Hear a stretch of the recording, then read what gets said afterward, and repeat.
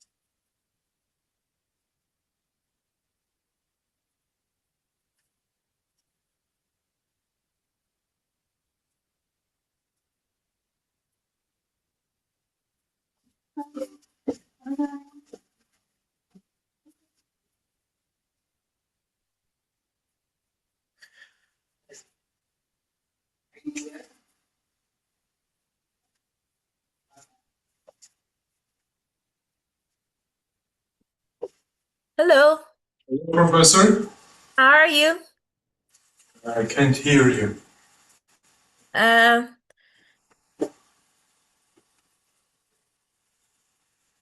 do you want to go get them? Because I thought it was weird. Normally, I'm in this meeting. It seems like it's two separate meetings set up. Oh, you can't hear me, so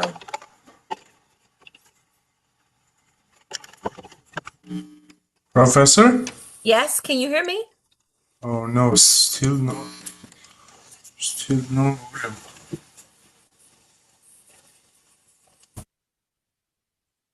Hello? Yeah, I can hear you. Can you hear me now? Is Yeah, it yeah, okay? Okay. yeah, that's good. Normally, I'm in there. It seemed like it's two meetings, but that's okay. Yeah.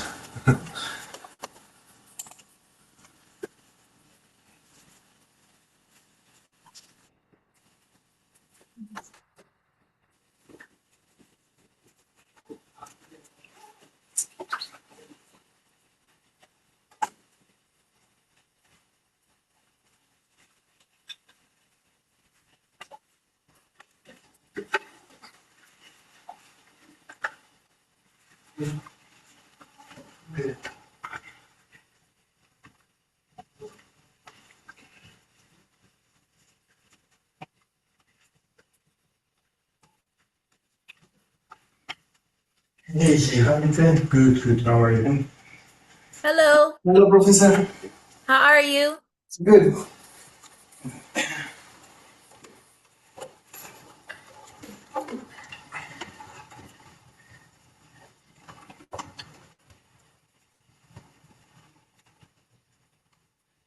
We're gonna give it a few minutes.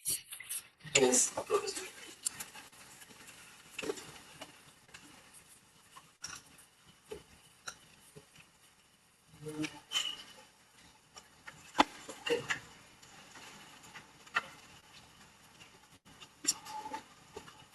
Hey, Professor.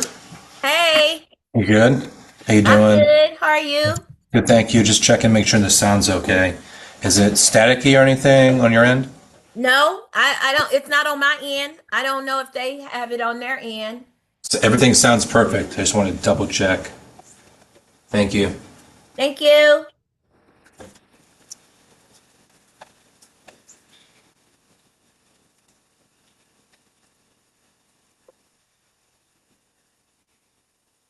We're gonna give it a few more minutes, guys. Yes, Professor.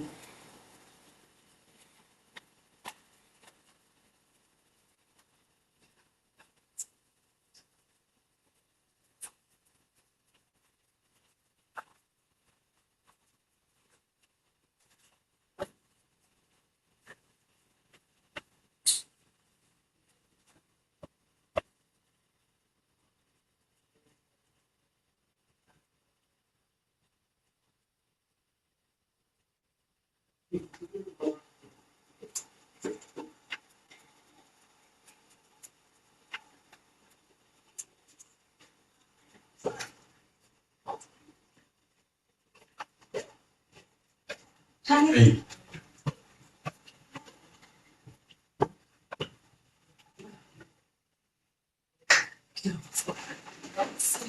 Şu an usta. Sonra arıyorsun. Hala.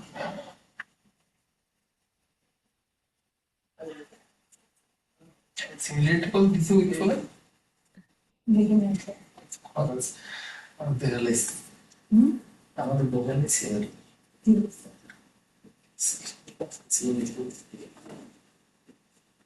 তাই আপনি কি দিছেন simulator screenshot ছিল screenshot না তো না তো যা বুঝছি আপনাকে বুঝছি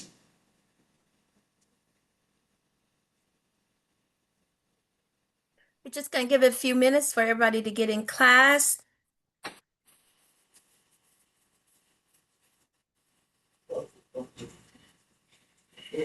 Did you do the week 4 assessment? So did you take the screenshot from? Yeah. So get the screenshot from W3 school? Yeah. So, That was the assessment. Art programming. you want me to show you? If you can. Yeah, sure.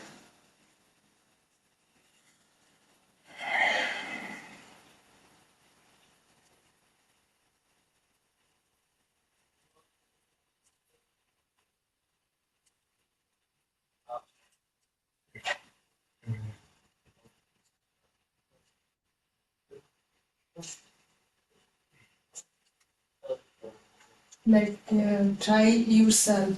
You Yeah. take the screenshot from there, right? Yeah. Each section one is. Each section. Yeah. Each section. Did you get any similarity? Yeah. The section was from the title. Of the submission From the title page. from the title. Yeah. Hey, if you're sitting outside of the camera, so you guys need to sit in front of the camera because I see you talking to somebody next to you, but I can't see them. It's.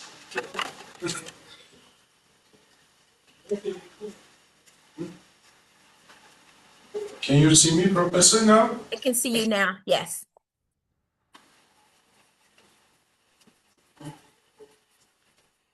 Okay, we're gonna get started in just a second. Is John, is she coming today? I don't have an email. I'm looking at my emails.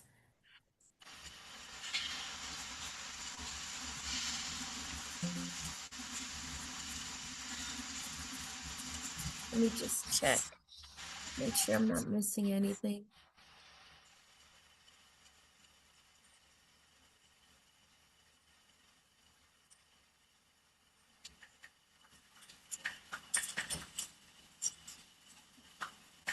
Just check my emails really quick.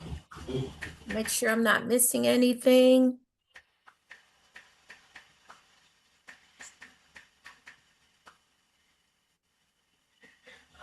Okay.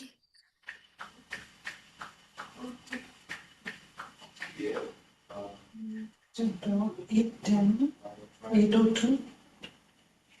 Good dog. DOC.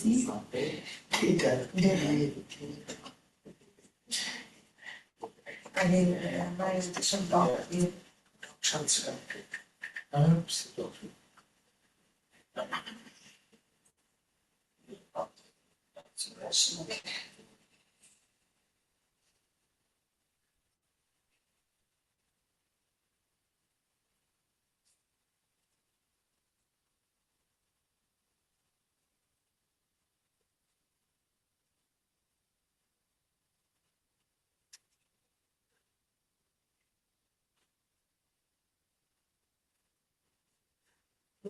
Midterm değilsin. Birisinin classes var. İlk ayda midterm gördüysün. Okay, so it's just going to be the four of us tonight. So I'm going to change this class up.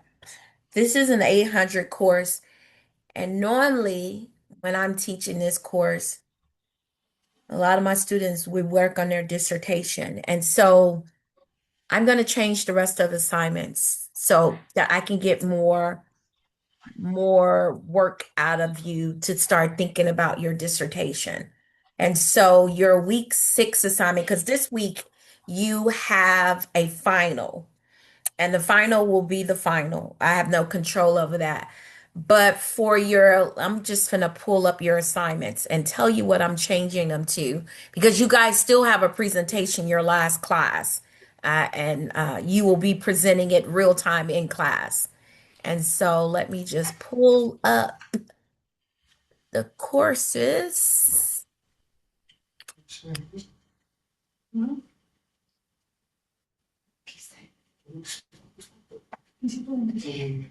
What? I hear you talking. It's not like, tell me what you're asking so I can help support. No, I just asking her that did she prepare the assignment of class assignment, class presentation? Did she prepare it or not? It's due next Friday. I mean, it's due the last week you guys have to present. So that's always been there. Okay. Okay. All right. So let me try this again. So for whatever reason, my account is not. Okay, so hold on, hold on, hold on. Okay. Here we go. And week 5. Okay, so let me just move you over here so you can see. And then I'm gonna share my screen. Okay.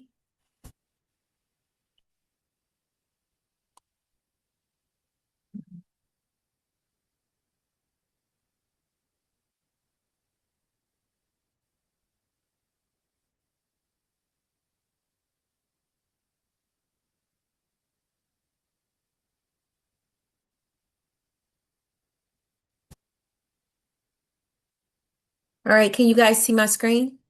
Yes, Professor. Okay, so for week 5, you guys, of course, you have your discussion question, of course, and you have your midterm exam, right? Because we're in the middle of this semester. And then for your week 6 assignment, and then you have a week 7 assignment.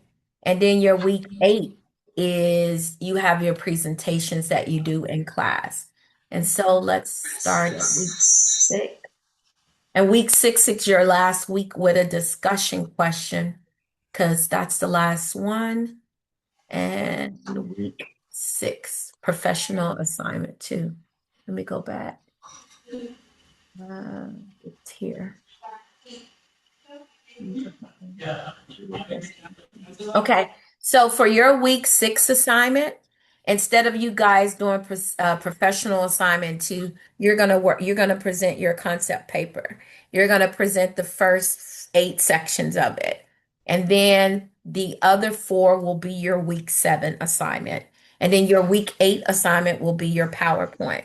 And so I'm gonna go in and week 6 concept paper. And I think we'll pull that up in week 6, week 7, the second, or your concept paper. And then week 8 is your presentations. And let's just go over what that is. So let's go here. Okay, so prepare for a professional presentation summarizing your findings from your week 7. Okay, so let's do, so now I'll do let me look at this.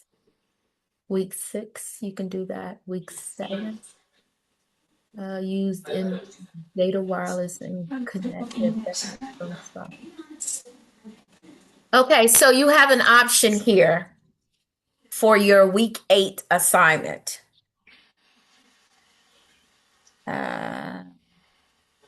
Because your week 8 presentation says that you got to prepare a PowerPoint presentation summarizing the findings from your week 7 Learning Assessment 2 assignment. Your presentation will consist of major findings, your analysis, your recommendations, and it would be 12 to 15 slides. Each member will have, 20 minutes, 25 minutes. I'll give you guys 25 minutes to present that. So 25 minutes per student. And then you will upload it after class. Okay. All right, so does anybody have any questions? Because I see y'all looking at y'all phone, so I'm assuming you understand the instructions, because I'm going to grade your paper based on these instructions. So do you have any questions?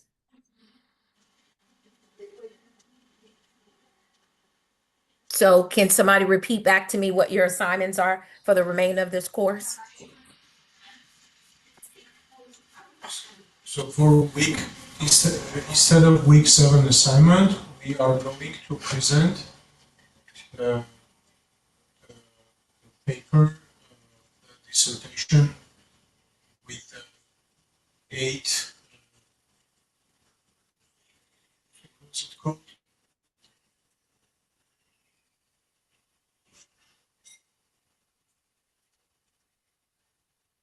The final draft? Yeah, the final draft for week 7.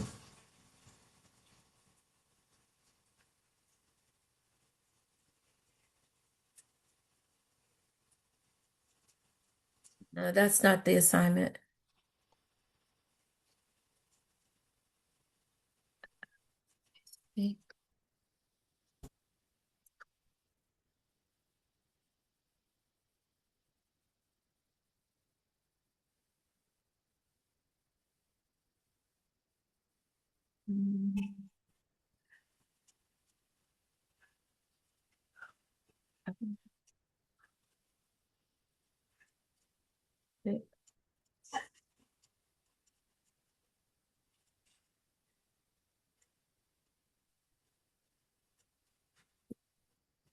No, that's not the assignment.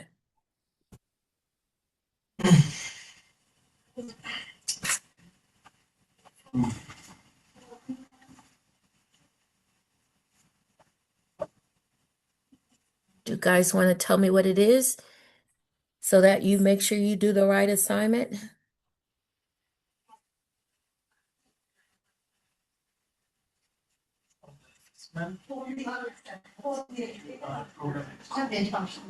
Wait, can you guys hear me? Is my volume not up? Yes, Professor, I can hear you.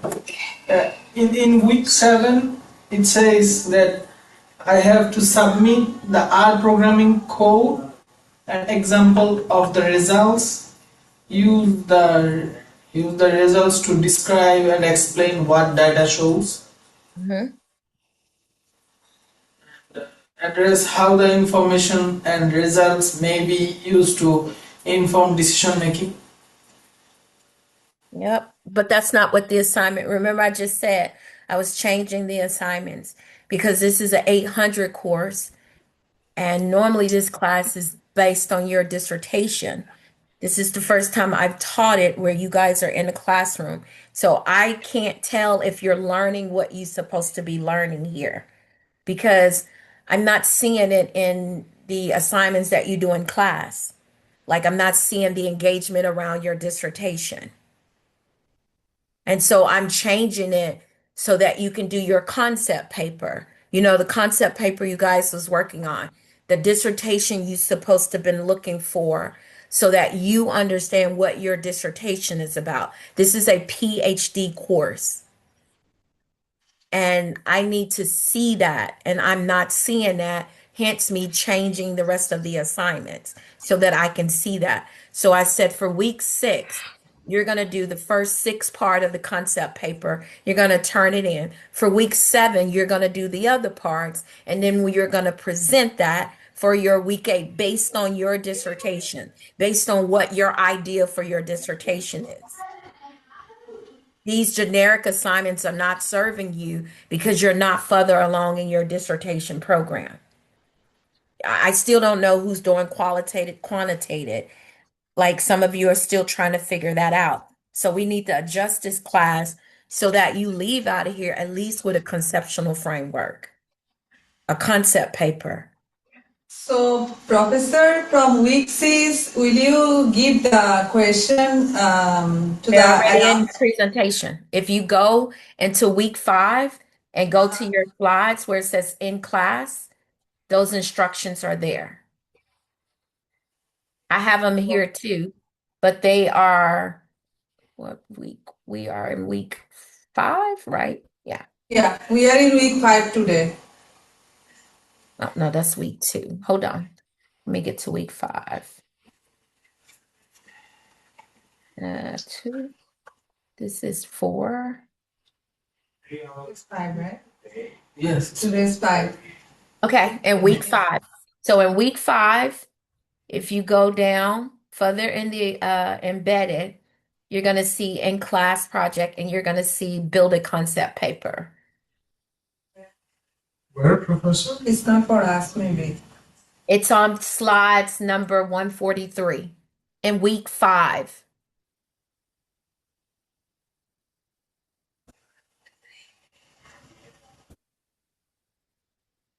So when we start class today, we're going to change and go through some of this content because I want you to leave with having that framework. It's so important.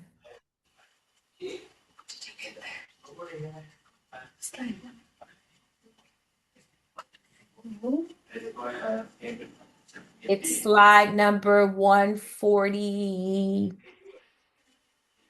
It starts at 143.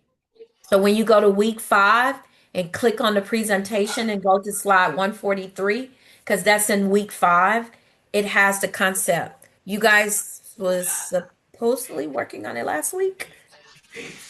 Yes, Professor, we work on our dissertation last week, Yeah. but the questions of week 5 that you are saying we can found it on page number 138, 143. 143, Yeah. but we couldn't found this. Here's the slide. I don't know how you guys always have something different from what I have. I'm the one that's doing it. This is it right here. Like, Okay, Professor, I got you. yeah. So this is the slides right here. Yeah, I got you, Professor. I know how to find it. Me too. Yes, yes. So basically, Professor, you want us to do the half of the concepts for week 6, the half for week 7, and the And for week presentation 8, you're for going to present it. Yes.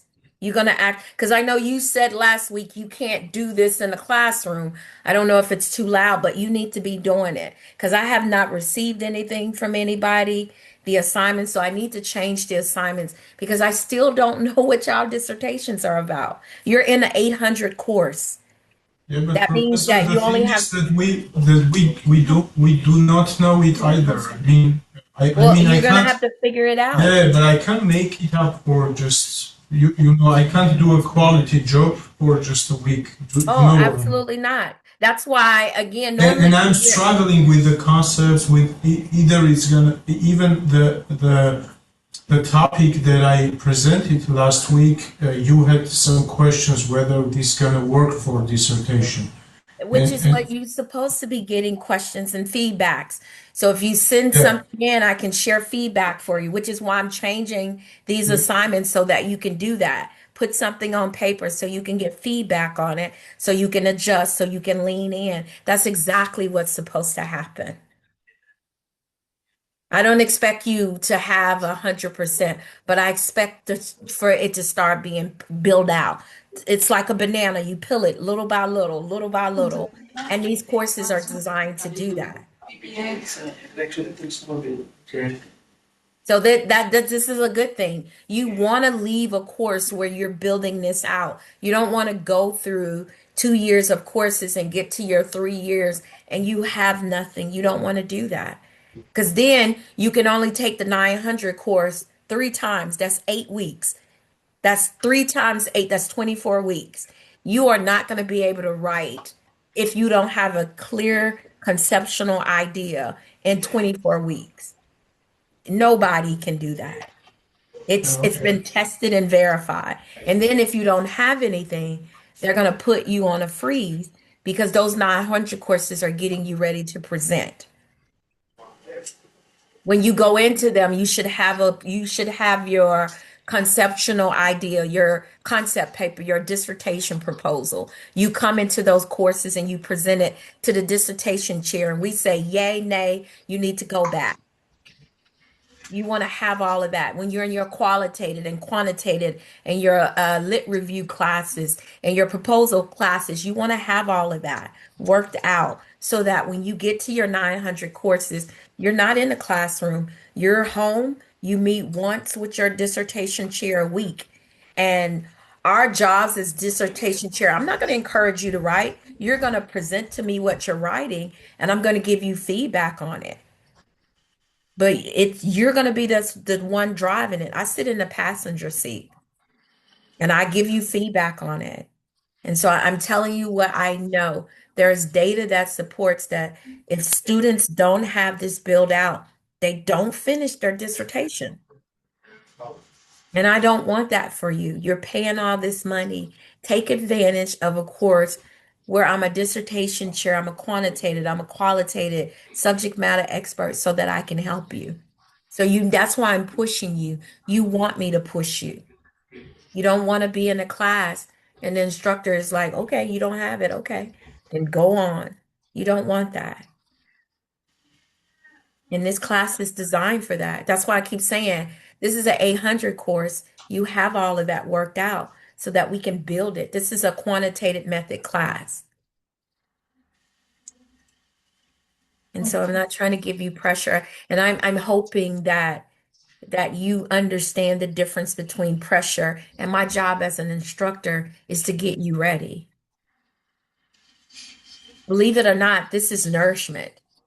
It may not feel like it, but it is. Or we can go back to what the class is. You tell me this is your course. If you guys don't want to do it, I won't do it. We can go back and you can submit those generic assignments. So you tell me.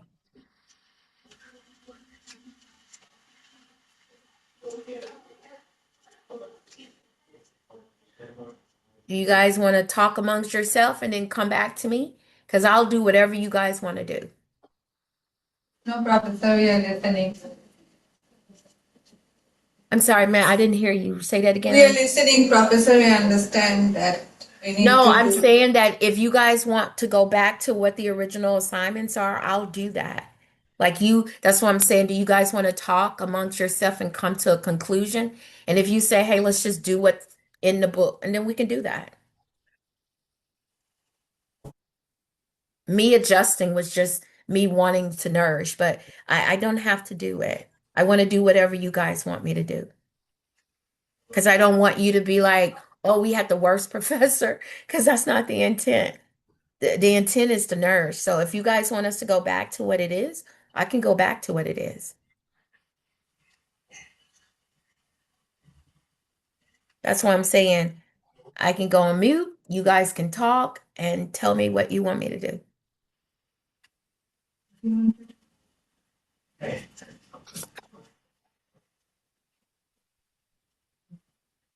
think whatever she says, it's for us. So I'm okay anyway. I mean, assignment is an assignment for me. Yes.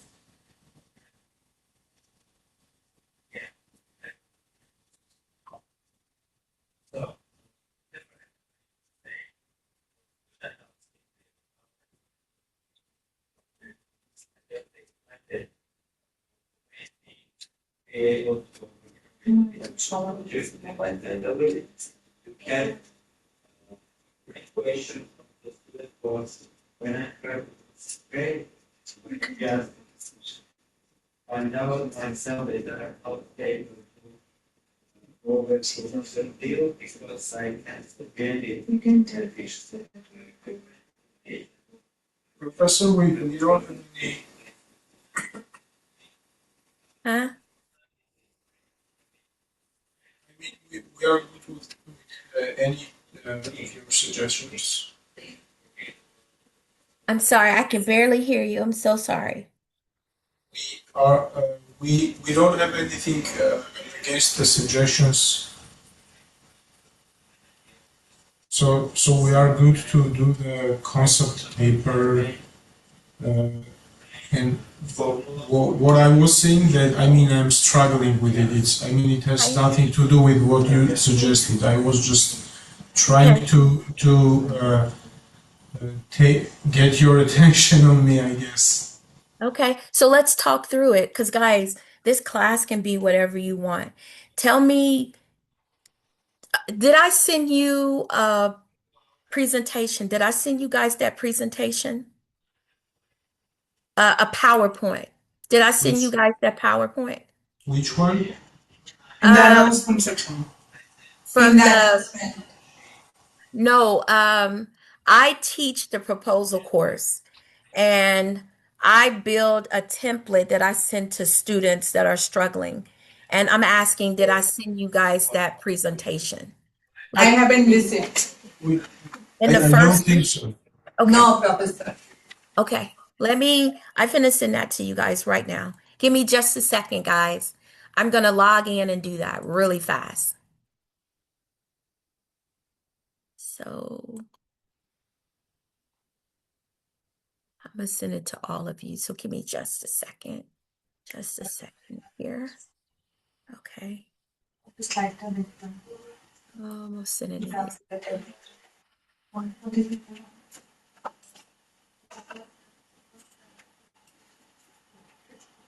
Gosh. Okay. All of us, Jason, Okay. Alrighty, alrighty,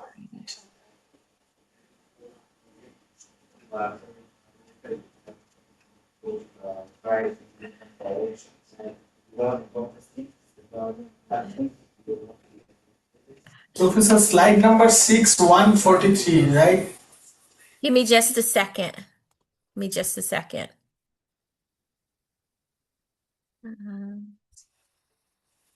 Email dissertation. 6, 7. Class.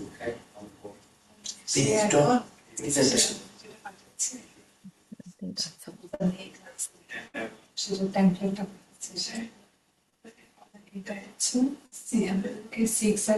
that's it. Right? 8 and 9, it is 3.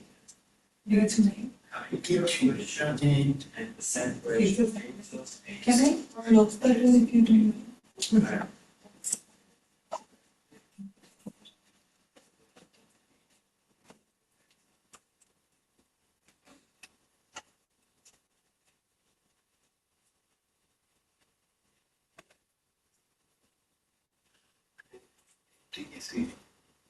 Okay, something to so what's the for example,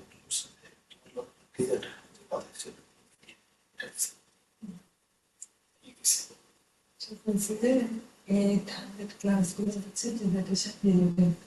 The assignment was 6 or 8 classes. Simulation standard. Some concept are ready. Week 6 of technical, week 7 of technical. based on the dissertation, right? Week 8 is chapter control. Week 8, you do week 8. না আমি কি আপনাদের বলেছি sir দিদি কিন্তু sir ওটা পরে আমি ও আচ্ছা আচ্ছা আচ্ছা বুঝছি বুঝছি স্যার বুঝছি বুঝছি বুঝছি Okay, I just sent it to you. What were you asking? I'm sorry. Oh, Professor, in the slides that 143 is having slide 6, right? You talked about? Slide 6. Yes, in the about our dissertation, No, it's the slide. questions. It's week 6, slide 143. Week 6, please Claude 1 slide 143. right Yes.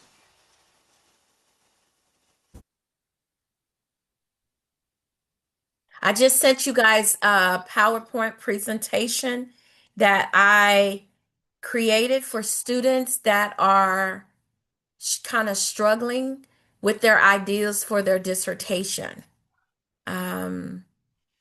It's another one that I have, but that's for that weekend session. But this is for beginners.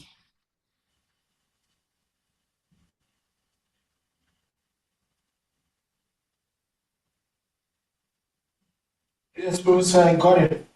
Okay. So I'm including something in class today.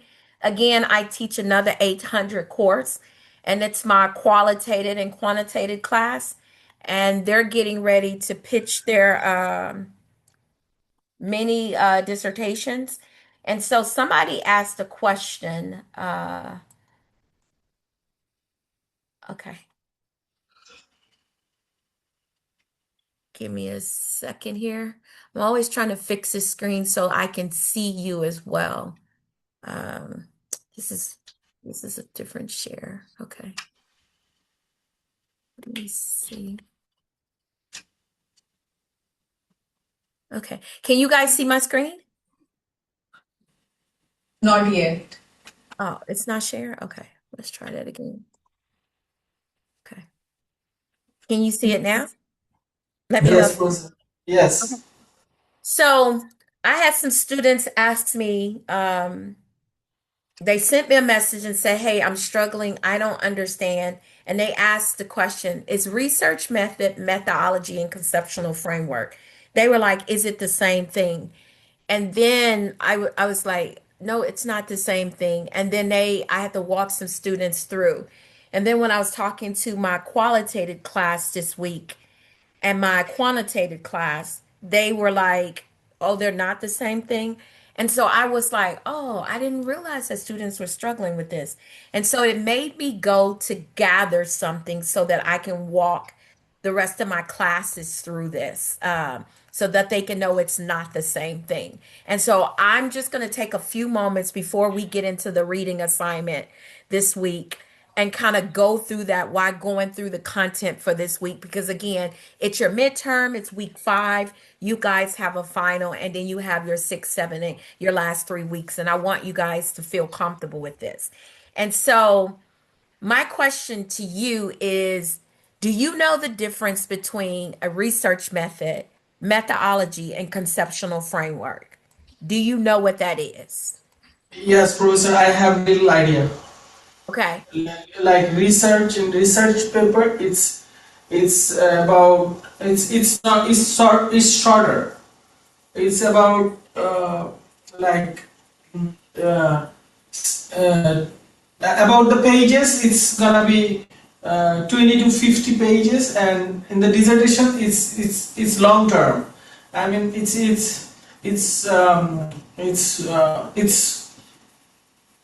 bigger research. Okay. It's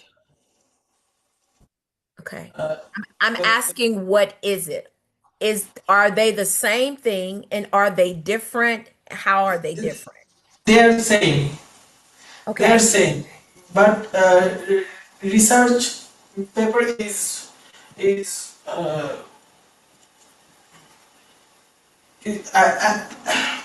I want to say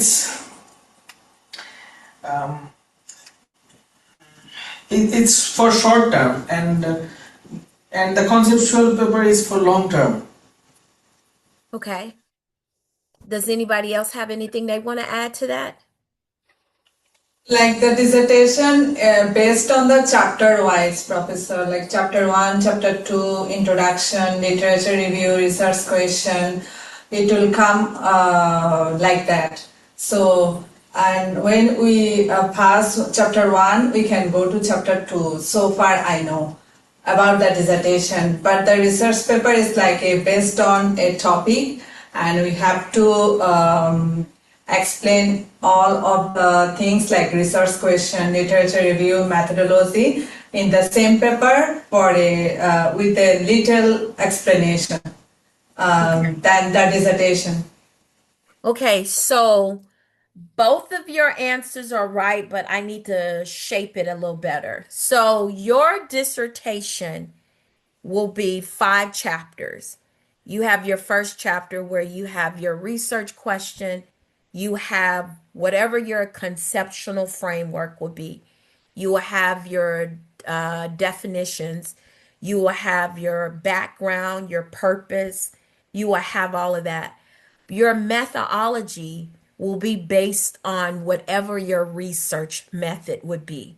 So are you going to do, that's why I asked, are you doing qualitative, which is a research method? Are you doing quantitative, which is a research method? Are you doing mixed method, which is a research method? So your research methods are different from your methodologies and your conceptual framework. So let me show you.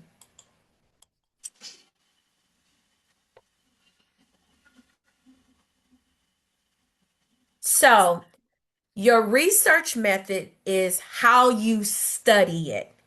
How are you gonna do a qualitative? Are you gonna do an experiment? Are you gonna do interviews? Are you gonna do data? A research method explains how you would collect and analyze the data, purely the data, to test or explore your conceptual framework. You're going to focus on process, tools, and technique, your research method.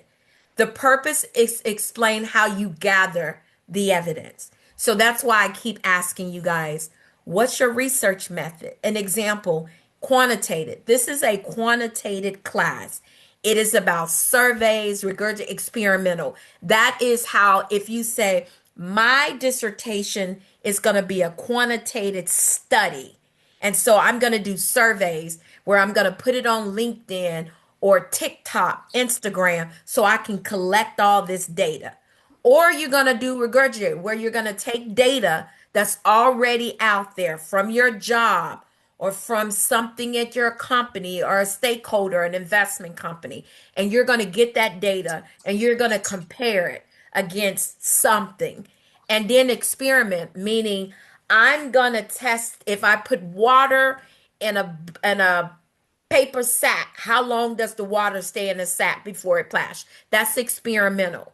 And so qualitative is I'm doing an interview. I'm interviewing the three of you to ask you guys questions to get answers. Or I'm doing a case study, meaning I am taking something published like a peer review through Harvard, through Yale, all of those data sources, and I'm taking it as a case study and I'm interviewing it and turn it into a qualitative research study or thorough analysis, meaning I'm analyzing something that's already out there on the market. And then mixed method is a combination of both surveys and interviews. So if you said, hey, my dissertation is going to be mixed method. So I expect in your chapter 4 to have interviews and to have surveys because you're doing both of those to answer your question, to test and to verify your evidence. You got this data, you got 1,000 surveys. That is the method you're going to answer that question. Is 2 plus 2 4? And so think of it as an execution plan. That's what your research method is. Now, methodology is the why behind the method. And so methodology is the justification and the reason behind your chosen method. You're saying that the only way for me to get my answer is I have to do a qualitative or quantitative or mixed method. It answers why did you choose this method and why is it appropriate? You have to put that in your chapter 1. I chose qualitative because I want to be able to interview people that work in corporate America to get their lived experience on how they got there. Or I'm doing quantitative because I'm interviewing 500 women working in different industries in corporate America positions so that I can get their answer on how they got there. Did you have a sponsor? Did you have mentor? Do you have multiple degrees? All of that is in that survey. Here, it includes your research design. You will have that in your chapter 3. Is it phenomenological? My dissertation was a phenomenological study. You're going to have a case study or experimental. One of these are going to be your psychological stand. Is it going to be positional or constructive? You're going to decide that. Ration for choosing. You're going to tell us based on this your ration for choosing one of those. Positive, because qualitative allows me to talk to people. Constructive, quantitative, because I have access to miles and miles of data sources. And then think of methodology as the logic and the strategy behind your approach. Does that make sense to you guys? Yeah. If it does, I can help make it make sense because I realize based on talking to my students, they didn't realize that these were 3 separate things in your dissertation. Let me give you some more data here. So your conceptual framework is what you are studying and why. A conceptual framework explains the key concept, the variables, the relationship in your study. That will be in your chapter 1. In your chapter 1, you're going to have to say, I have this to get this answer. These are already what's out there based on the research, but mine's is the missing piece to this puzzle.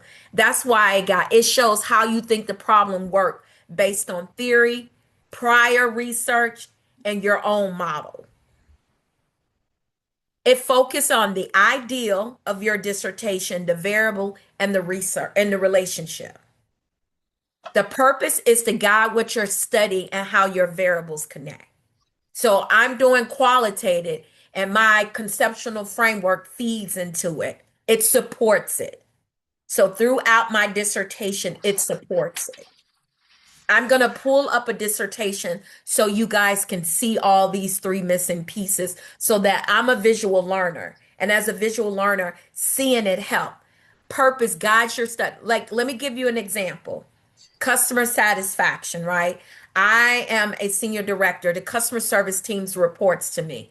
If I was going to build a conceptual framework, customer satisfaction, I would say the influence, the retention impacts revenue growth. And then I'm thinking as a researcher blueprint or a map of thinking. That's how your conceptual framework. You're saying my research is going to fill that extra piece. You have butter, apples, and crust to make a pie. I'm saying you need blueberries or apples or peaches. That's the missing piece for that 4 slice. All your conceptual framework is saying my research is the missing piece. That's why if you look at the PowerPoint I sent you, you have to answer a question with your dissertation. You can't say, oh, I want to know why paint is blue. That's not answering a question. Your research is answering a question. There's a gap in the market. Something is missing. All of you are giving ideas. Something is missing. You're saying that working in finance, like you are, that something is missing, and my research is going to answer it. You can have purpose and passion for your dissertation, but there has to be a problem you're solving. Does that make sense to you guys? Yes, Professor. Yes. Are you guys okay? Yep. Okay. I know this is a lot, and I'm so sorry if these frameworks have not been laid out clearly for you. Here's I got all of them together, the key difference and the simple way to remember them. The element, the purpose, and the focus. The conceptual framework, what you're studying, the ideas, the variables, the theories. The methodology, why you studied it this particular way. The justification and the design. And the research method is how your study is, the data collection and an analysis on it. Guys, this is in your, I'm going to send you guys this PowerPoint just to make sure you have it. But this is in week 6, the beginning of week 6. And so I want you guys to understand that. Simple examples, right? I wanted you guys, break it down, make it simple.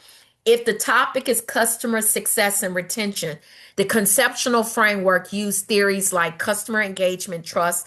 And so I would have a graph, right? And I would have the word customer engagement in one. I would have trust in another, and I have retention model in another one. That's what you would see my conceptual framework. And then I would leave something blank in that design because my research is going to fill the design. So my research is the missing piece. The methodology explaining why quantitative study is appropriate to measure this relationship. I need to collect all those different data points so that I can prove that my answer will give the answer. And the research method using a survey. I would use a survey to get that answer. I would put it on LinkedIn. I would put it on Instagram, all these different platforms so that I can get this data. I would use my job. I would ask my job, can I please send this survey out to my employees, my coworkers? And I would make it very generic so that I only get this answer. And that's why I would do survey, because I would want a lot of data. Does that make sense to everybody? Yes, probably. The bottom line, they're connected, but they're different. Conceptual framework is the what and the why it matters. Methodology is the strategy, why this is appropriate. And research method is the execution. This is how they work together. And just the final takeaway here, they're connected, but they're interchangeable. Concept framework shapes the study. The research method is how you test it and explore and verify.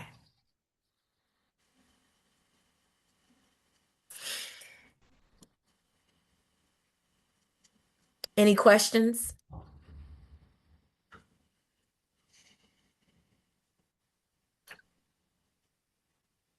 You guys want to go take a break?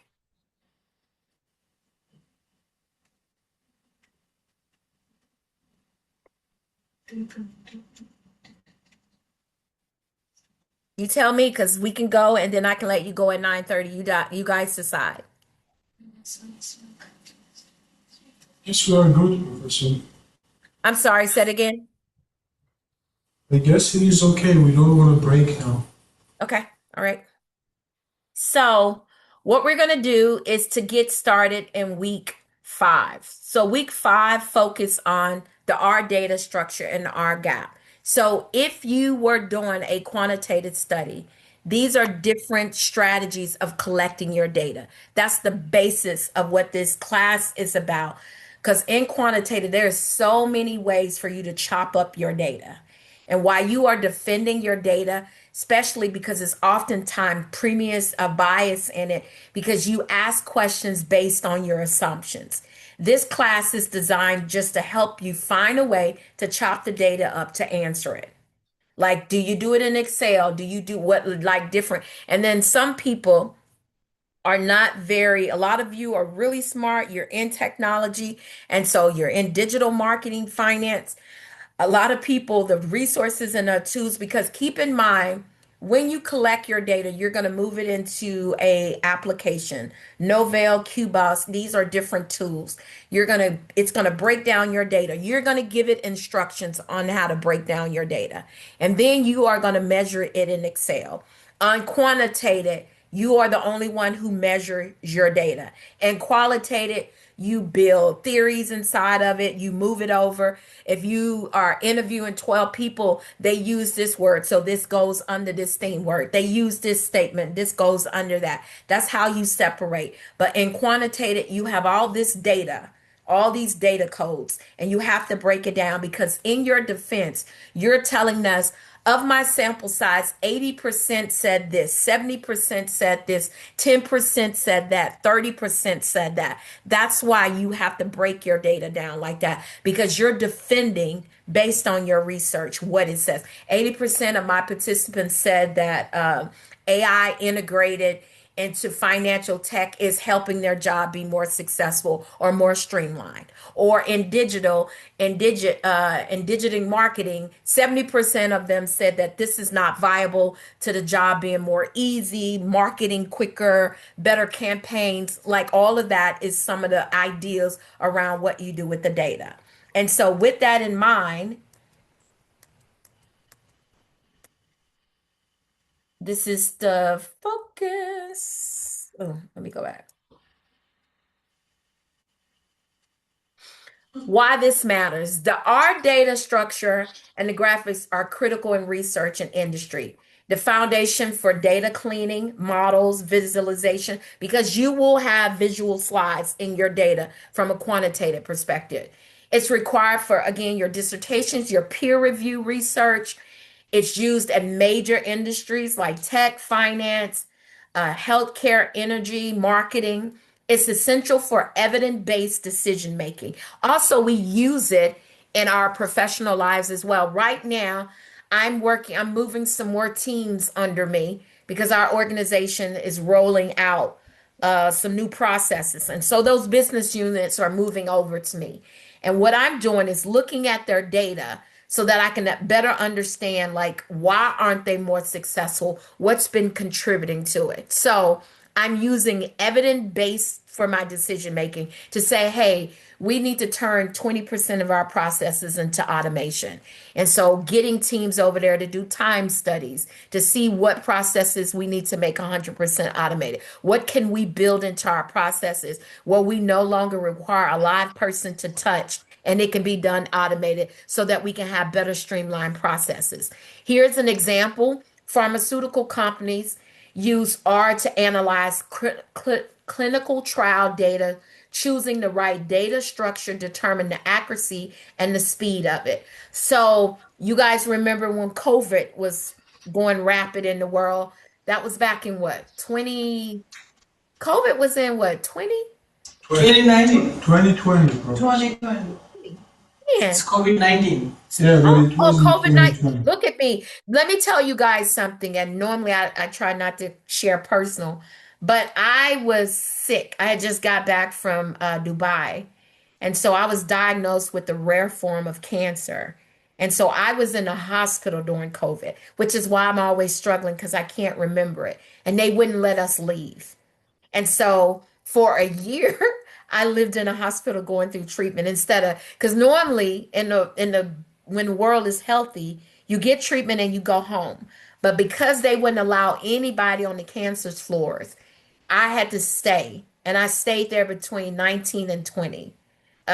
They started letting us go home in 20. And so that's why I can't remember COVID because I was stuck in the hospital. So I always think it's 2020 because that's when I went home and I remember the mass. But they do this when they were doing the testing for COVID. They were doing our trial to get people to come in because they wanted to make sure that whatever they were building, it could not be just for one culture. So they wanted to make sure they were asking for volunteers with people that identify as Black, people that are identify as brown. They wanted to make sure, and so they used the R to do that for clinical testing for the COVID-19 virus. And so I have a question for you. Why do you think researchers prefer R over Excel and Python and when handling complex data sources? I think we talked about this last week. Yes, Professor. Yeah. Mhm.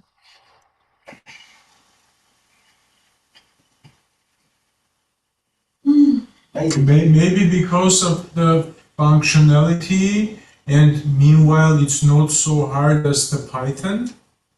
Yep, that's some of it. And it allows, R has a big data source. It allows big buckets of data. And when you think about it at a pharmacy company, when you're doing all of these surveys and testings everywhere, you want all that data to be able to be stored somewhere so you can vet it and test it. And so R allows you to do that. Excel, of course, there has microbytes limitations on it. And Python, from me talking to my tech team, they said Python does not allow massive data sources. So an example would be if you're in a pharmaceutical company like that, it wouldn't allow all those data. So you would have to keep breaking it down. And that wouldn't allow you to really say, hey, 80% of our sample says that this is for the culture as a whole, right? That's what they do with data source, because you're using that information to say, hey, we're ready to put this on market and we guarantee that it's going to be feasible for 90% of the population.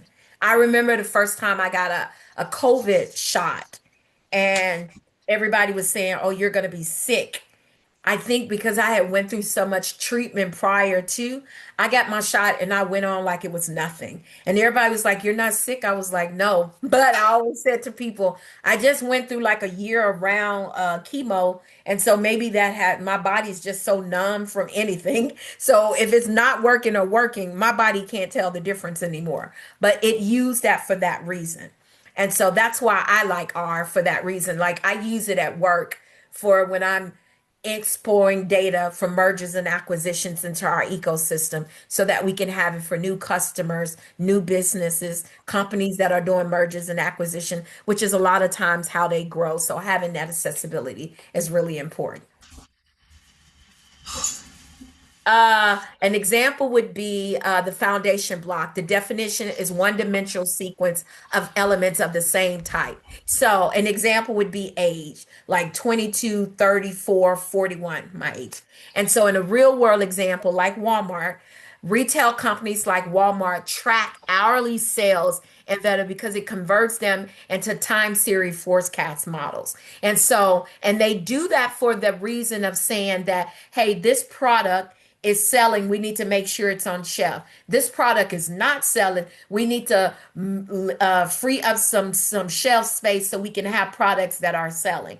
And if you go to Walmart, you will see like at the beginning of the month, and this is known information because I was at Walmart for 1,000 years, feel like it.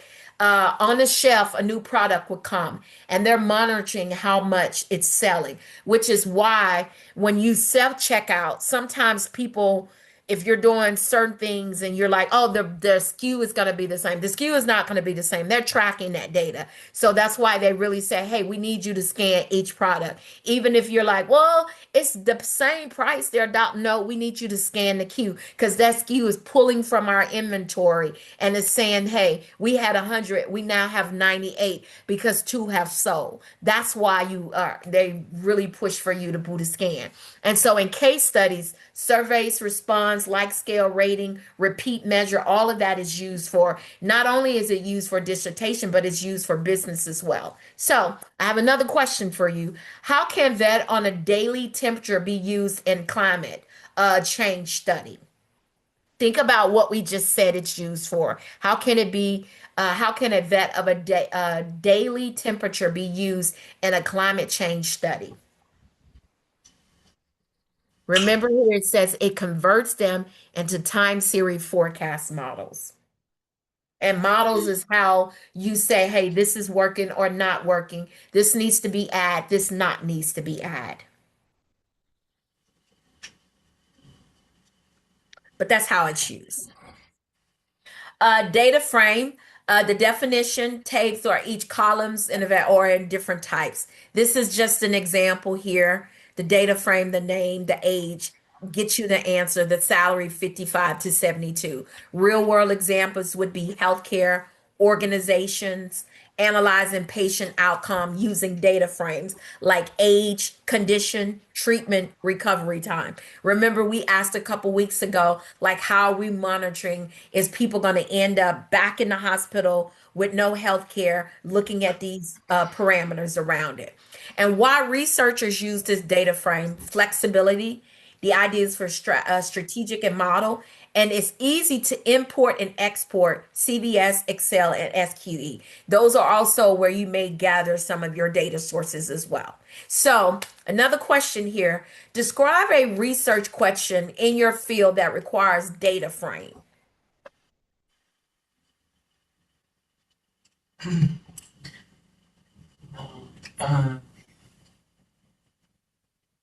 The question can be like to calculate the average temperature each year. Okay. And would you add more to it? Because if you put more parameters around it, wouldn't you get more access to data information? So say, for example, you want to do a study to see how many males versus females would be in your class. Wouldn't you put some parameters around that versus saying, hey, what's your gender? Wouldn't you add something else around that data framework to get a better answer? I'm simply asking. Think about it from digital marketing. If you're trying to market something, do you ask one question or do you ask multiple questions to get better data?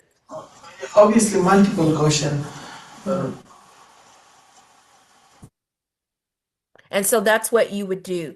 You wouldn't ask just one question to get the answer. You would ask multiple questions so that you can get the data. It's better refined and defined it. And it's better refined, excuse me, and better redefined by asking multiple questions to get the answer.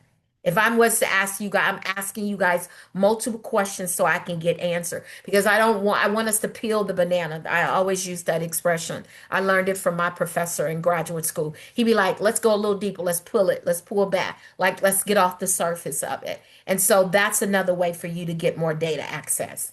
Again, this is just a list of storage from the reading from this week, and it talks about the definition flexible containers that store mixed data types, include modules. And this example would be module, and then it looks at what's your salary and your age, right? And this I want, and when I first read this assignment, I was like, oh, it's interesting that you're putting age in to get that information because my thinking was you're saying that perhaps the older the person is, probably higher the salary versus somebody younger just coming out of school with less experience. That's the way I was processing. And then like a real world example would be financial forecast teams using lists to store multiple modules I put when predicting stock prices, right? If I'm predicting stock prices, I'm looking at has there been any mergers? Has there been any new streamlines of business? Like if your whole sole focus, like Salesforce, for example, is to sell this application to other businesses, what other data streams are you looking at so that you can add that to your price? Are you looking at that you hired a new leader or another leader left? Are you looking at that you closed the facility either inside or outside of the US? Like I'm looking at all those multiple factors to predict stock prices. And from there, especially with an economist degree, I'd be like, oh, the stock market is going to be like Oracle, right?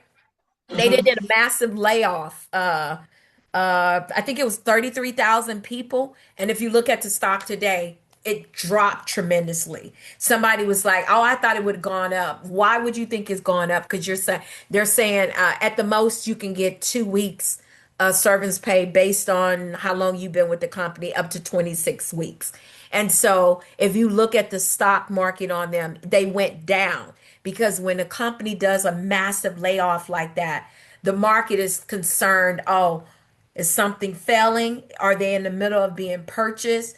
Or because they came out and said, hey, we're doing this massive AI rollout for the next 5 years, and we're going to lay off 33,000 people, and some in the US, a lot outside of the US. And so I was like, of course, that's going to be a massive hit to their stock price. And so those are determined factors. And so another question here, why would a researcher store a statistic model inside of a label? Inside of a label. I said label. As you say, Professor, like or organize and compare and easily use the complex models outputs. Yeah. I did a study where I did a survey and I was trying to use, I didn't do a good job with the survey. I later learned that because I asked two little questions, but I didn't know how to like dissect the answer from the way I asked the question. So in a survey, like having lists so that you can gather more data source or data points are important because I failed at my attempt to try to gain data from that and I didn't do a good job of it. But it was a really good life lesson for me because I learned that you need to put something inside of it so you can gather that missing part. I'm gonna let you guys take your first break in just a second. I'm gonna try to get through this one.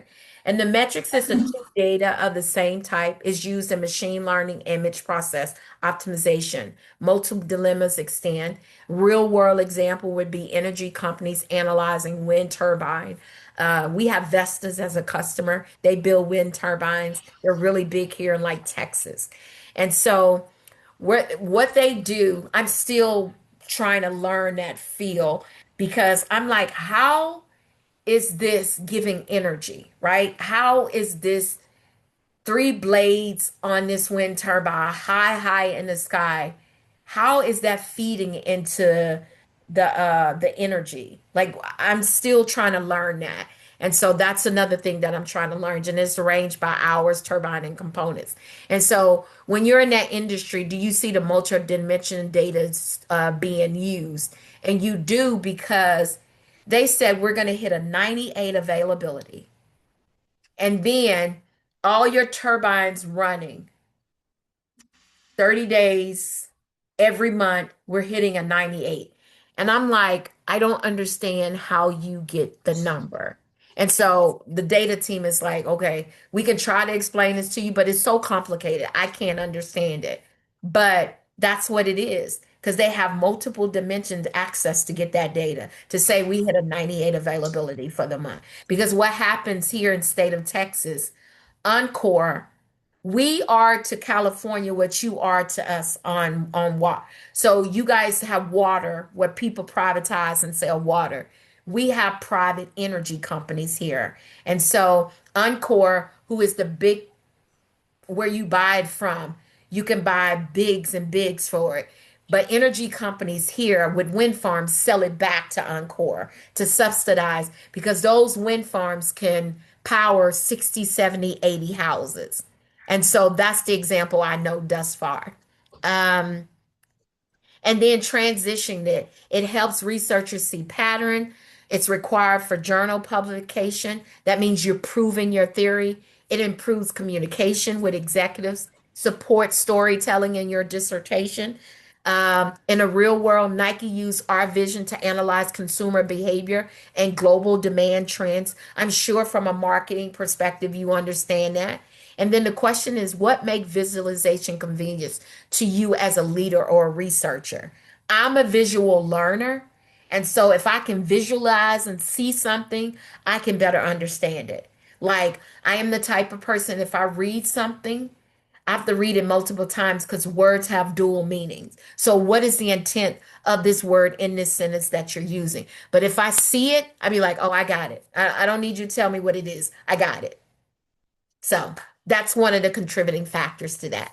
Do you guys have any questions?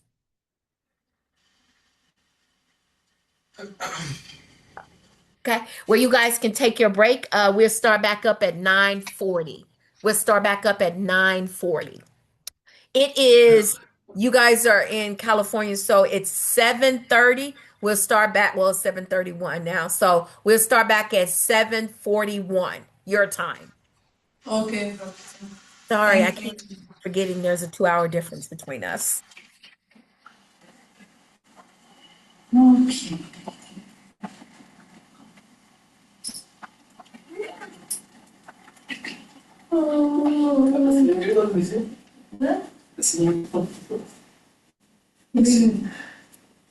Quindi vedi facile, non mi spinge a filmare.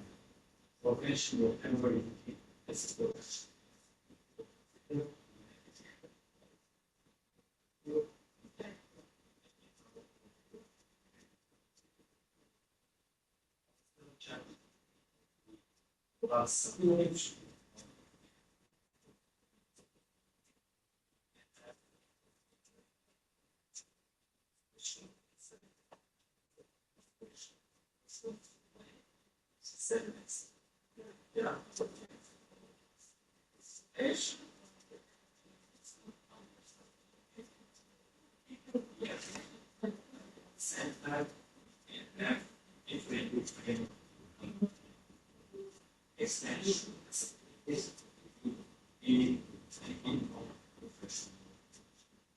the parties they are slaughter and are using this information for the by information.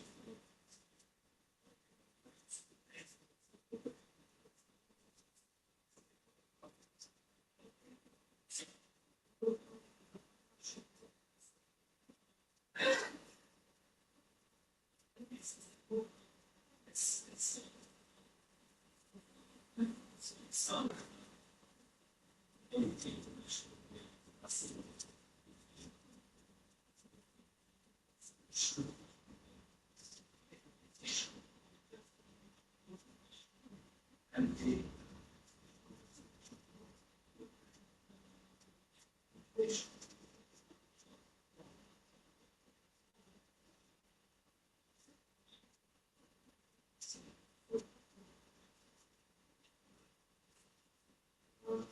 service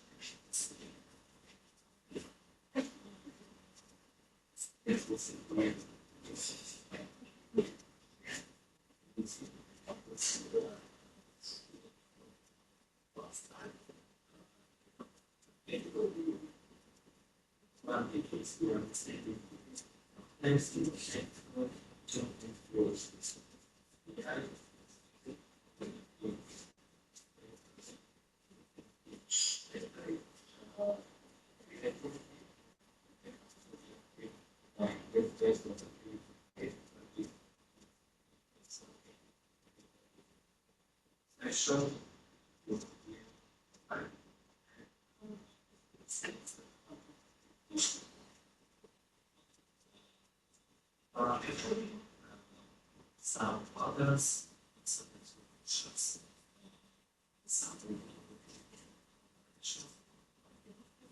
great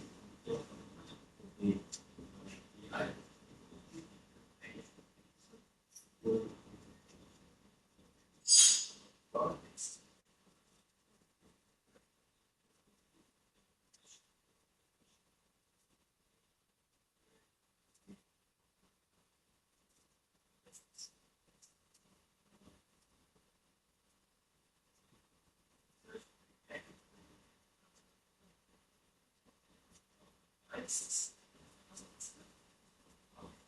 ISIS and ISIS.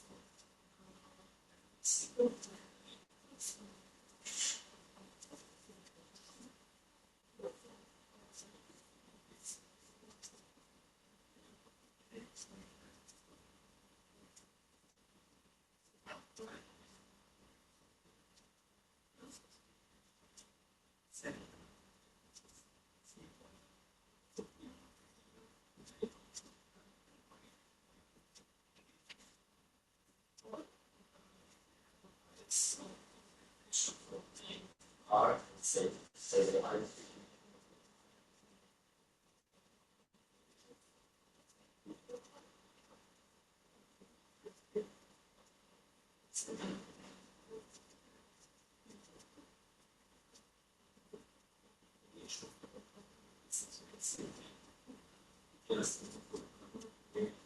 This right of you don't have any experience, just following whatever information.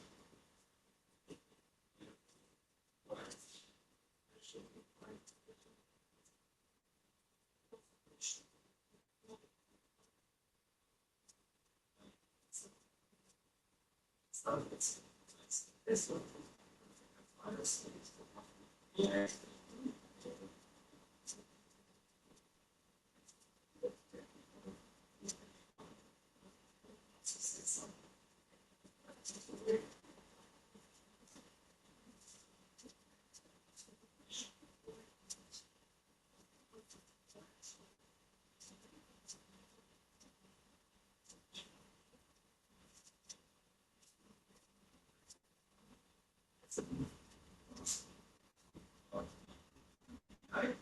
This.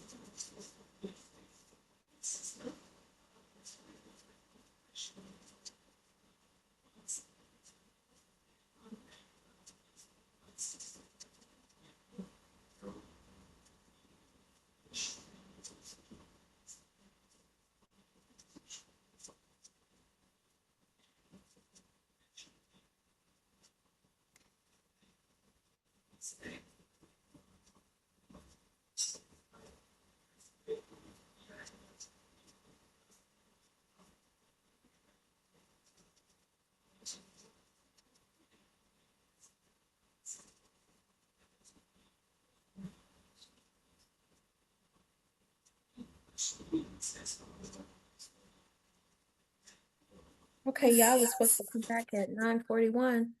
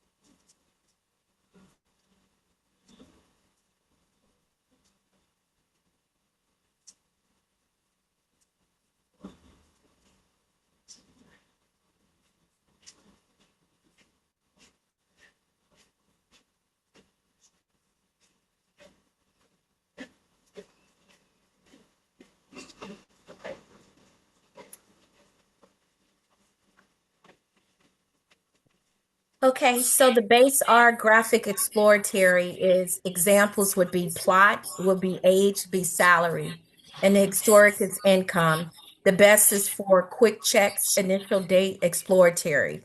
And real world example would be banks like Chase using this model to inspect raw trader data before building fraud detection models. And so the question would be, why is this typically visual for this type? And the answer would be simple because it allows you to look at the data to assess which will be essential for you to be successful on that. The next one is publication level, and this is why ggplot2, it's clean, it's elegant, it's professional, it's industry standard, it's layer system allowing complex designs, it's widely accepted in peer review journals. Peer review because you're taking existing data, you're not following your normal IRB, and you're using this data source to make sure that it's professional so it can be published, it can be used in conference, and it's building your professional brand. An example would be also using ggplots around aging, income, and a real world example would be a Harvard research used ggplot2 to visualize social and equity and demographic shifting. And so they're saying, hey, we're seeing this shift. We're using these parameters around it to assess it's not. And so my question to you is what makes ggplot2 better than Excel, charting from an academic research?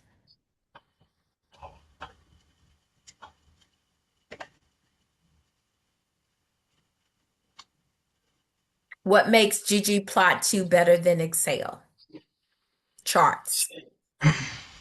It's clean, elegant, and professional. Absolutely. And that's what you want, especially in academics, because the likelihood of your article getting published, the likelihood of your peer review being used for study, it's cleaner. So time series gaps here is again, this whole section was focused on forecasting, economics, energy, climate models. An example would plot data, as you can see the three lines. So this is the original source, and then it's feeding three different sections. So let's use this model based on this plot model with airlines, using R to visualize passenger demand, fuel costs, and routing profitability. So this would be the airline, and they're using passenger demands, forecasting fuel, and routing profitability to assess why is this successful? Why should we change our prices? Why should we stop going certain routes? where should we increase price demands? And so my question to you is, where could your industry that you're currently working in now apply time series forecasting?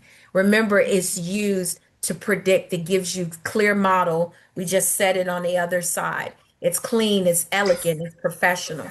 So in your current industry where you're working right now, how could this help improve it?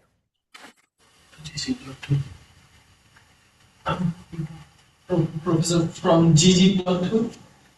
Yeah.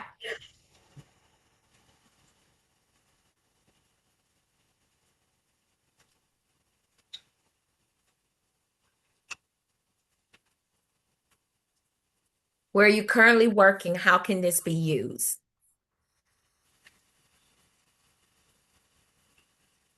Can it be used in your industries? I have some guess, Professor. You what?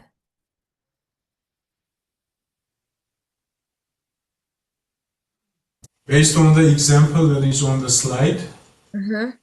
I can make assumption that might apply to the company where I used to work. Okay. Can I try? Mm-hmm. Uh, at a law firm, Mm-hmm. the company was specialized in personal injury law, Mm-hmm. and for instance, it could be used to to visualize, to track the average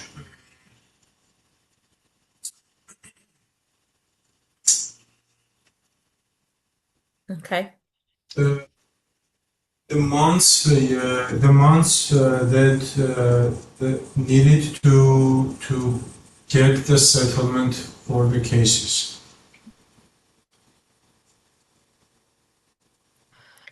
And another factor that can be considered, especially in finance, I mean, think about it, the amount of data you have access to, the amount of money you have access to.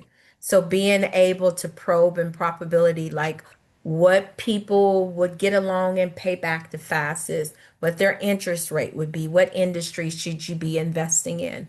That data could be used for that as well, because you're saying this variable feeds into those variables. So if you're saying age has this person is more likely to pay on time. They've been at their job this long. They have a mortgage. Like all of those factors are part of that data decision making to assess that people between the age of 35 to 45 are more likely to pay their loans back, 80% faster than people that are between the ages of 24 to 30. Like those kind of parameters around that data access.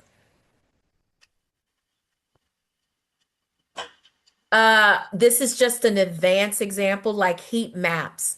I encourage you all to do professional maps about your professional, like, hey, this is where I'm going to be at in 5 years. Maps is just not for data analyzing. It could be used for professional saying, hey, I encourage my team when I did the residential weekend the week for last, I encouraged them to all to do professional journey maps. Like, hey, this is where I'm at and do it based on 5 years, 10 years, and what factors, what classes, what certification are going to play a part in you getting it. And so heat maps, box plots, Scott plots, bar charts. Again, all of this can be inside of your dissertation. I had a ton of charts inside of mine. They will be part of your appendix. And then your chapter 4, based on whatever research method, will have a few charts built in. And again, a real world example with COVID-19 case heat maps were built using R. So we now realize how visualization maps and charting is helping most communicate their research finding. Would you prefer this with your research finding during your dissertation defense, or would it just be data as is and you would extrapolate and be able to communicate it successfully? Like if you were doing this for your research findings and you're talking to your dissertation chair and your readers, would you be using visualization maps and charts to communicate that information? Do you think it will help tell your data story better? Remember earlier it says it's a storytelling.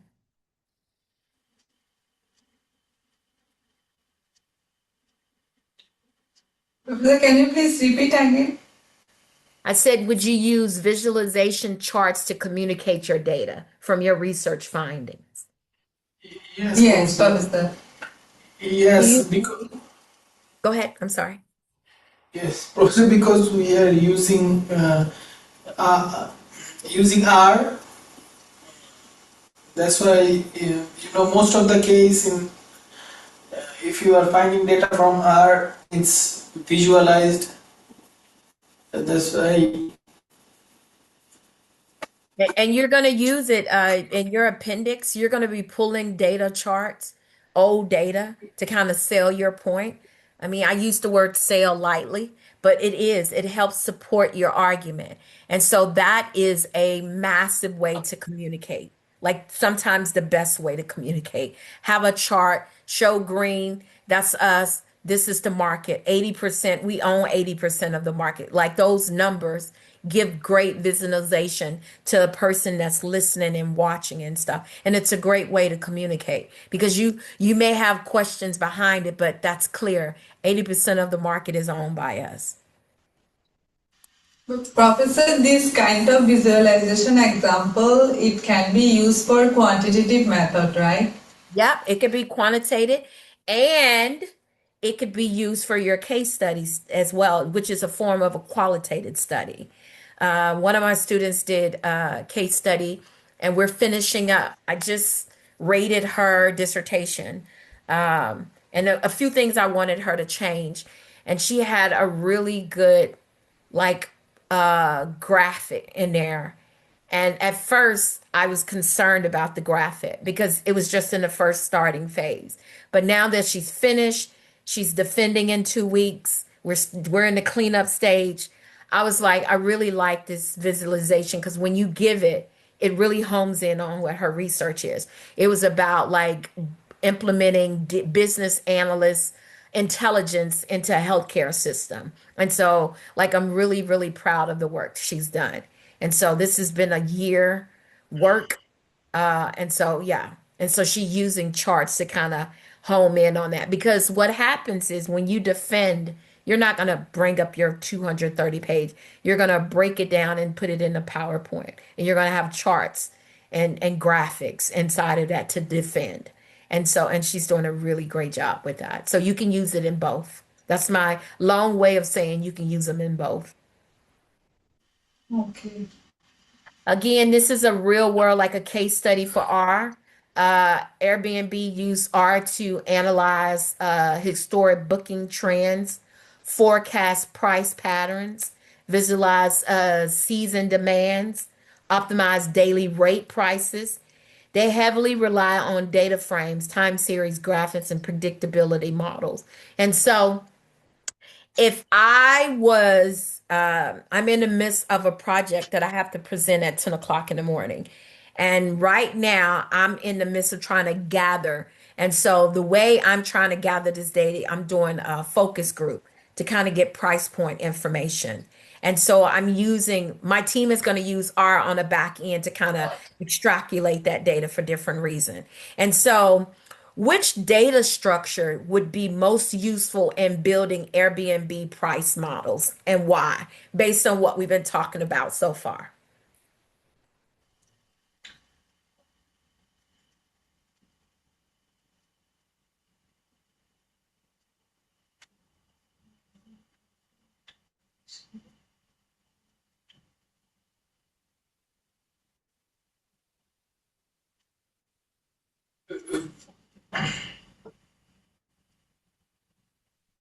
Vectors.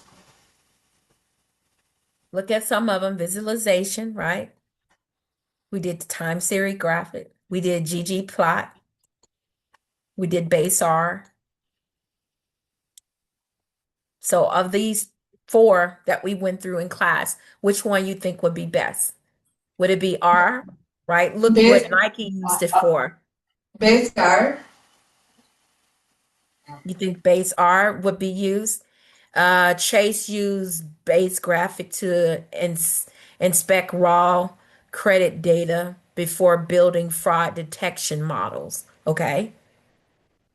GD plot, Harvard used it to visualize social and demographic shifts, right?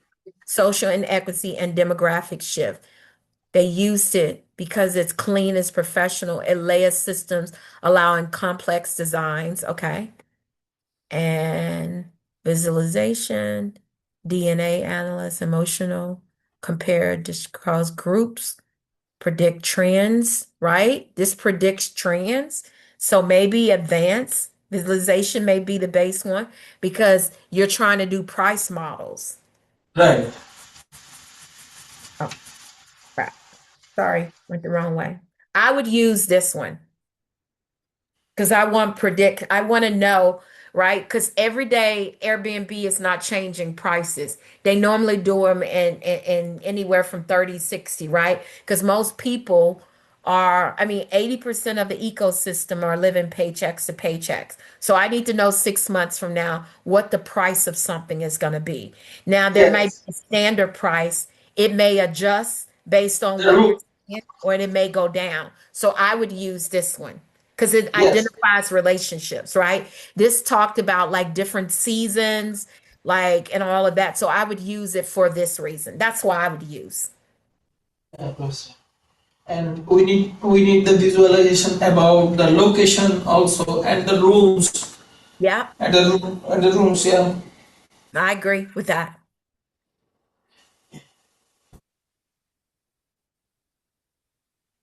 Okay, just to kind of sum this up again, these are kind of the four, the data structured foundation, the R graphic storytelling, industry leaders that are using this is Google, Nike, Tesla, Pfizer, all of these companies are using R. Again, it's critical for you PhD students, dissertation, your publications, your presentations that you're going to do throughout your program.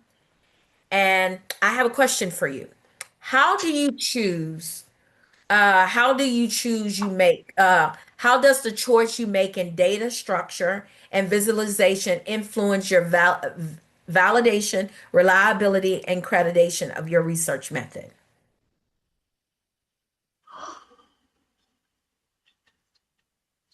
This is going to be all of this is going to be in your chapter 3 because you're going to have to validate the instrument, the reliability of the instrument, and the credibility of the instrument.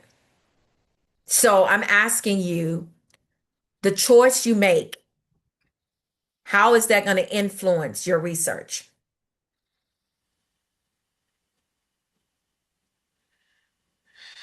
Like, how do you choose it? Like, how are you going to choose which to use for those three factors that are essential for you to get to chapter 4? Because this has to pass by IRB.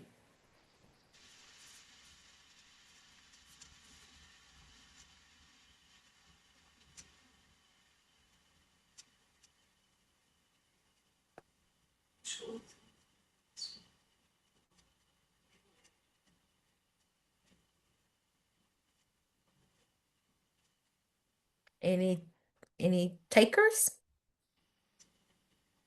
How do you do the choice? Yes, you make in data structure. Like how would you choose? Think about it. How would you choose that? If you were doing quantitative, how would you choose one of these structures for your validation, for your reliability, your credibility doing your research? Like think about that. Think about how like visualization, right? It's you have the predictability, the relationship, the bar charts, all of that is available, your heat maps, all that DNA analysis. Think about ggplot. It's clean, it's elegant, it's industry standard. It's a layer system allowing complex designs. right? Widely accepted in peer review journals, widely accepted. And then you have the base R, which is quick checks, initial data explorer, right? Banks use it to detect fraud, right? It's really simple, easy.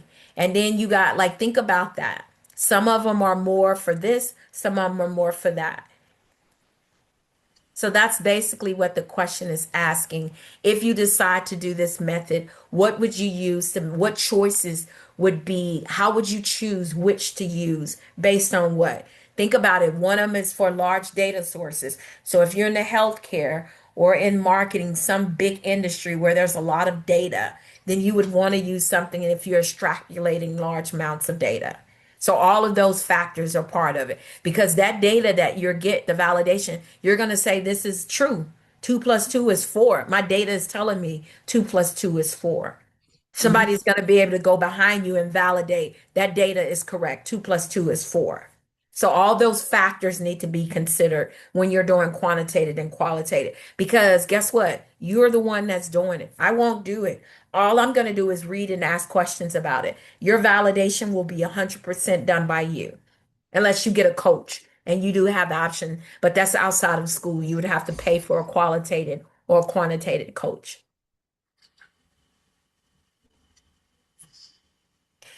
So we're about to get into our project. I want each of you to like log into a computer so that we can have a conversation for some of you to kind of, I can help you instead of having it out loud in front of anybody. Now, if you guys want to do that way, we can, but I want to kind of help you guys with some of your questions and really help you understand and kind of identify what's the contributing factor to any delays, any hiccups that you're having, and how to support you.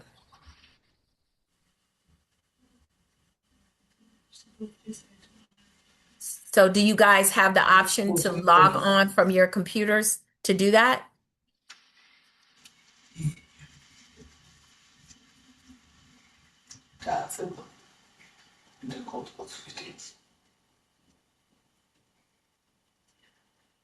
So what you're gonna do 1, 2, 3, 4, 5, 6 for your 6 assignment for assignment 6.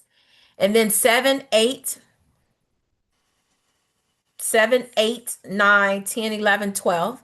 You're going to do that for week 7.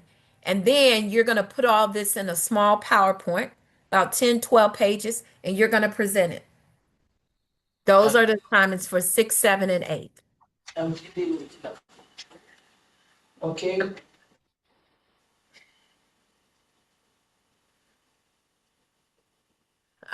Ma, were you asking me a question? I'm sorry.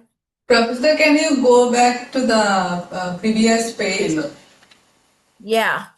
So you got, again, guys, if you go into the announcement section, go to week 5, you will see this PowerPoint. All of this is here.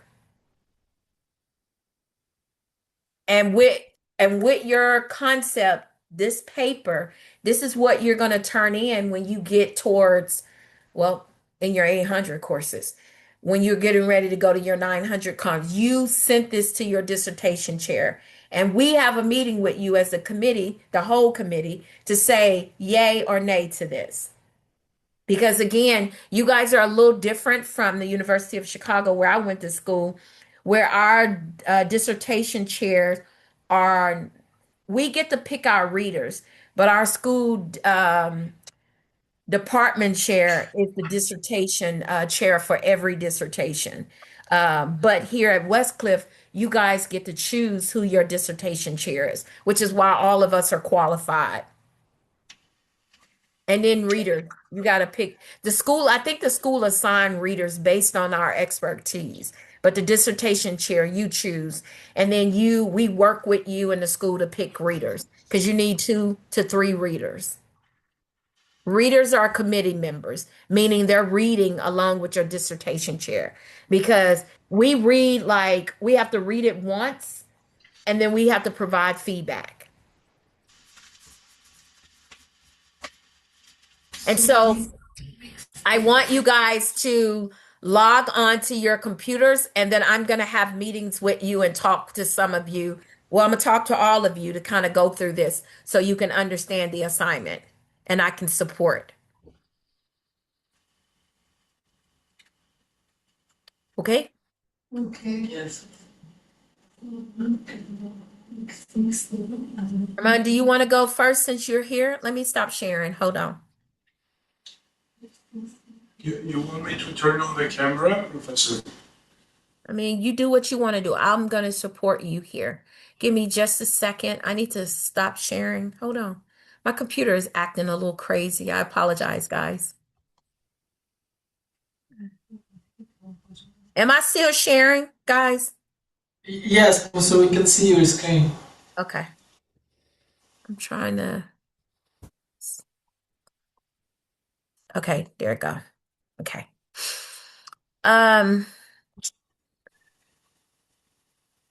I do want to see what you got on paper.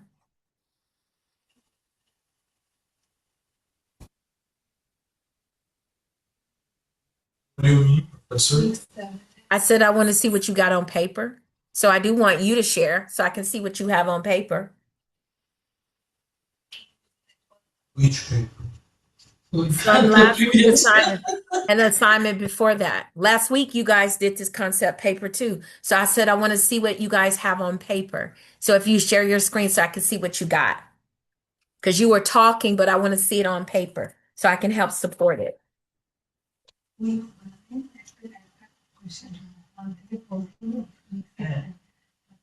Week 6 and I've already I guess on one thing. আচ্ছা কিন্তু তো পড়ানো ছিল না last week আমি ইমেলে presentation টপিকটা দিয়েছি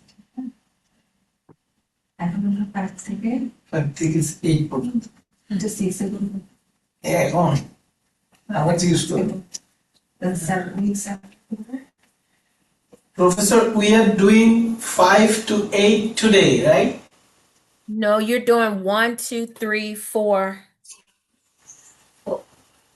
1, 2, 3, 4. Hold on.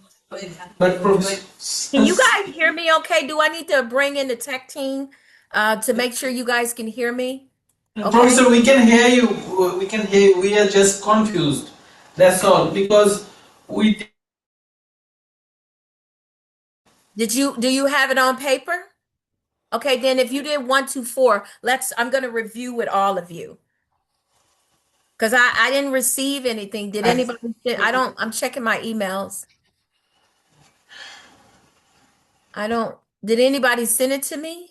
I just sent the title page, Professor, because I didn't have anything on the paper. I just had assumptions. Just send maybe the topic only. Topic only. Yeah, only the topic, but we didn't Do the slides or the the brief. paper. The brief. We didn't start any yet.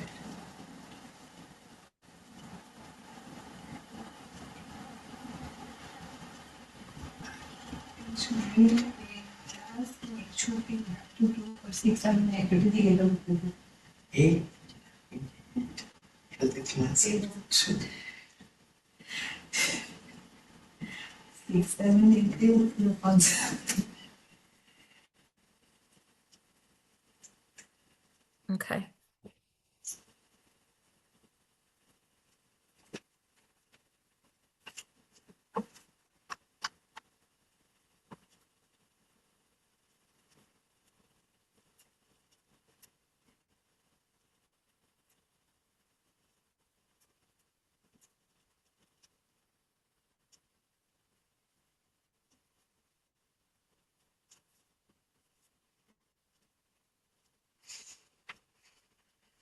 Okay, Armand, do you want to meet so we can go through yours? Okay, Professor. always Professor, what is the health course? Bismillahirrahmanirrahim. Armand, do you want to meet or do you want me to go to somebody else? I'm talking to you. I don't know if you can hear me. Do you want me to talk to somebody else? So you Yeah. are talking to me, Professor? Yes, sir. Yeah, I couldn't hear my name. No, that's okay. I can talk to somebody else if you want to wait. I just No, it's wanted to okay. go through this. Okay. That's okay. So I have yours up. I just have a title. And so we need to work on this. The impact of financial leadership competencies on organizational performance in small professional teams. Okay. Are you gonna focus like on an industry? Because I think because when you were searching for dissertations, did you find anything? No. And you know why you're not finding anything? Because you need to focus on the industry. Data is not just out there like generic. You have to have a specific industry that you're looking at to find some of these keywords. And so that's where we need to start. Are you going to focus on finance? Are you going to retail, construction? Like, I guess I would focus on the companies that provide legal services. companies that provide legal service. So you're going to look at can I ask why? Is that something you're passionate about? I mean, as far as I don't have any idea, Professor, it's the first thing that came to my mind. I don't know what I'm going to research. I mean, I completely don't have an idea what is going to be my dissertation. Okay, so why are you getting a PhD? Let's start there. Why are you, this is 3-4 years. It's a scientific degree. You got to write 200, 300 pages. So why are you doing that? Like, what's the fuel behind the PhD? It's the first thing for me is to enhance enrich my academic skills, and this is what we are doing. The first thing is that. What Second, skills? You said to enhance your skill. What skills are you trying to enhance? academic skills. How Okay. to Okay. how to do researches. Okay. The first thing that I'm interested in, how to do researches, and the other thing that I'm trying to learn is how to teach. Okay. So you want to be a professor. Perfect. Okay. So yes, you're Hopefully, it's like it's a dream of mine, Professor. It's not, you are going to be able to do it. You're brilliant. You're smart. You're going to be able I think that I have enough experience in practice because I have been working in various companies in many different countries. I have held front front side positions as salesman, been working back office finance analyst, risk manager, client relationship manager, head of a division. I've been doing bookkeeping. I've been handling the finance department. I've been doing business consulting, and now it's kind of I need an accreditation for what I have done for the entire 10, 12 years, all my professional career. And I want an endorsement, kind of. So I will feel more confident to apply for. I see myself like in 5 years as a consultant for board members of a company, maybe in my country, maybe somewhere else. I don't know, but this is the idea that I came to get the TBA degree, the doctoral degree. Okay, well, perfect. That tells me a lot. Now we can start to peel this banana because if you want to teach, you're definitely going to need a PhD, especially at a collegiate college level. So where's home? Do you mind sharing where home is for me? Of course, I don't mind. I am from Armenia. This is Eastern Europe. Yes, I know If exactly you where know it is. on the map spot, it's Eastern Europe, north from Iran, south from Russia. a small, tiny country with a population of 3 million only.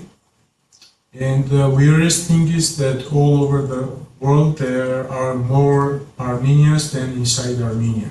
I mean, there are up to 10 millions all over the world. We are a small nation, and there are only 3 millions in the country, inside the country.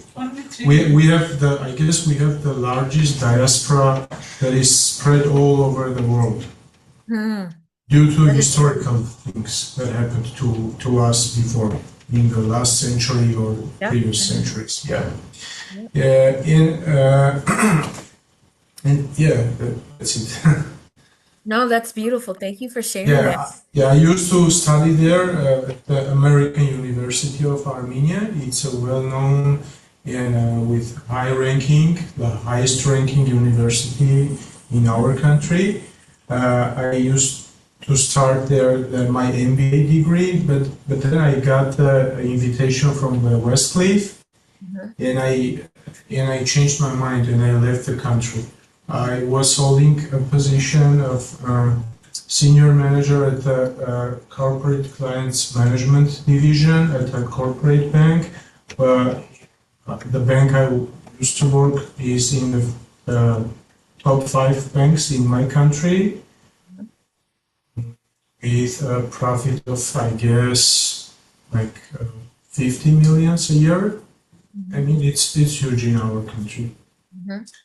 And I left almost everything, family, the job, the comfort zone, because I mean I had some kind of authority as well, and I started from the 0 point, I mean even the minus point from here. And my first experience was at a legal firm as a bookkeeper.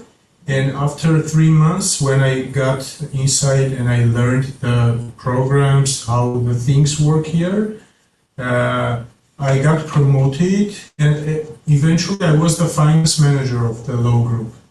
Okay. I was handling the company's finance, even the finances of the owners, because I have a lot of experience in banking, in how to handle with finance. I learned to do the bookkeeping. Even I hated accountants all my life, but I became an accountant here. I mean, kind of accountant, I mean, a bookkeeper. Yeah. Yeah, and then I had enough time to learn their job. I also took cases and I did a legal job too. Like I was doing a kind of job of paralegal, and I learned how this industry works. I mean, if I had a law degree, if I went to law school, I could become a lawyer, an attorney. So that is why I saw a lot of problems there. And as far as I was from a large corporation with corporate governance methods, with all internal policies, like taken from the European worldwide countries. So I did know the ethics, how the corporate should be ruled, how the things should be done.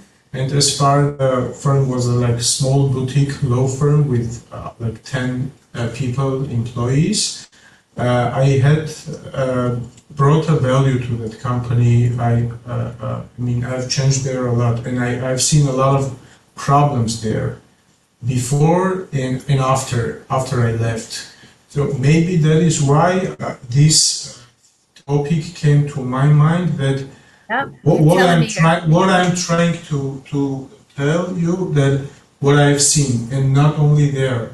Then I was working as a consultant for, again, a small company, automotive company, a dealership, auto parts importer, and what I have seen there, the problems. That is why I want to research it, because in all that places, and also taking into consideration my friends' feedbacks from their employers.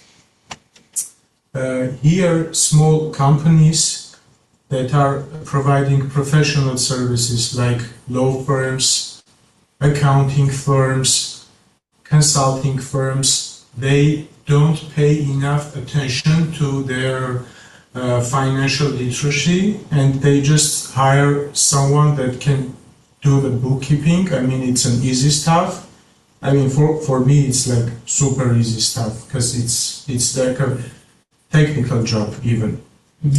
And they don't pay much attention to the financial leadership and how experienced and educated finance guy could lead that company and to become to increase its revenue, which I did. I mean, I have everything documented here, and how this can increase their performance and how they can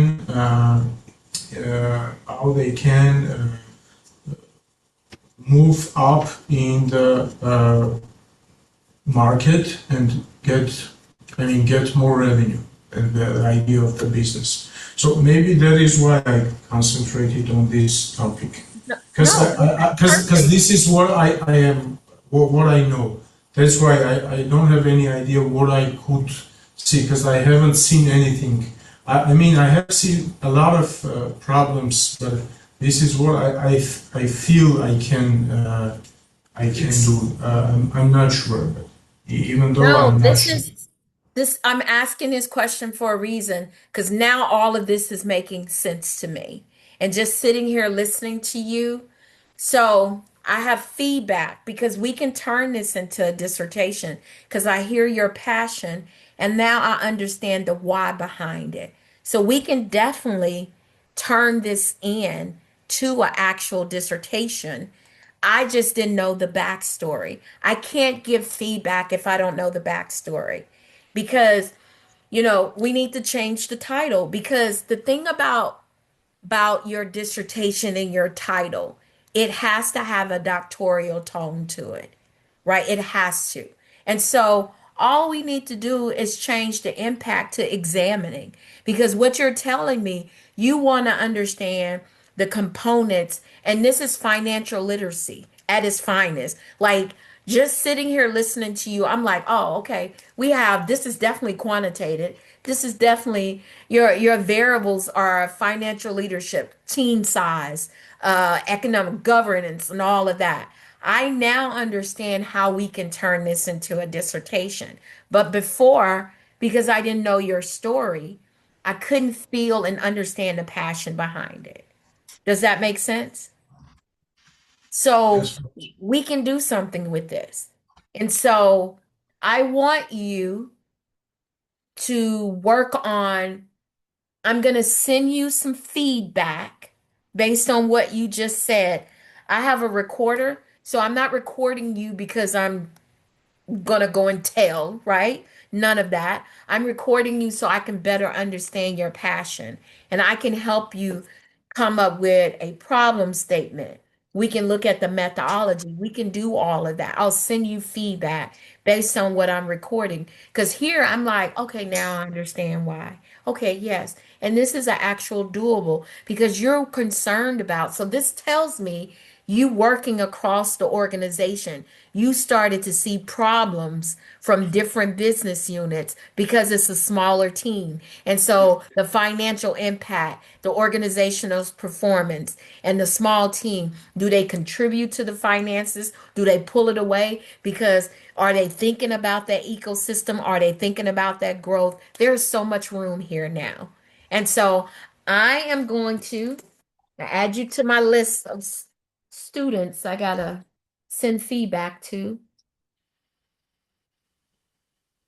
and put you together. I'm gonna send you this feedback, and I want you. This is very doable. This is very doable to the point I can see you if you decide to go back home and consult or working for another firm. I can see them using this as, hey, you're a subject matter expert. Because that's what a dissertation does. It tells the ecosystem you're a subject matter expert on this topic. And definitely because 80% of the ecosystem A lot of people aren't working for Fortune 500 companies. The majority, the biggest employer in the US is mid-sized and small businesses. And so this is something that's very business critical. And so I want you to take a stab and let me go back to pull something up so you guys can see it. I want you to give me just a second here. Uh,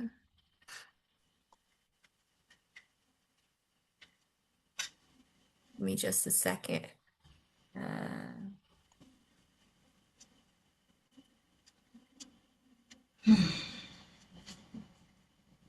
I'm gonna just share this with you.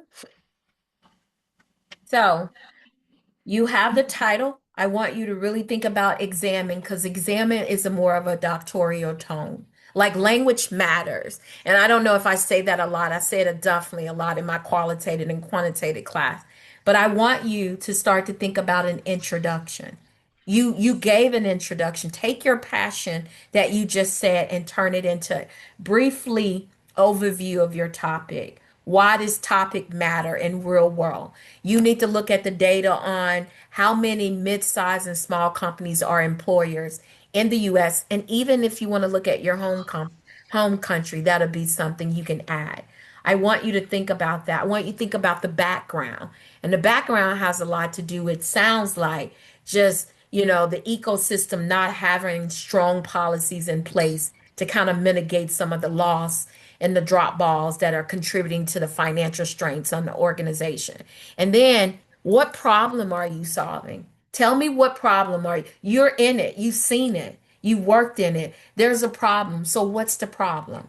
I want you to really work on that. And I'm going to send you feedback and questions because you have something here. You're not so far off the rockers you think you are.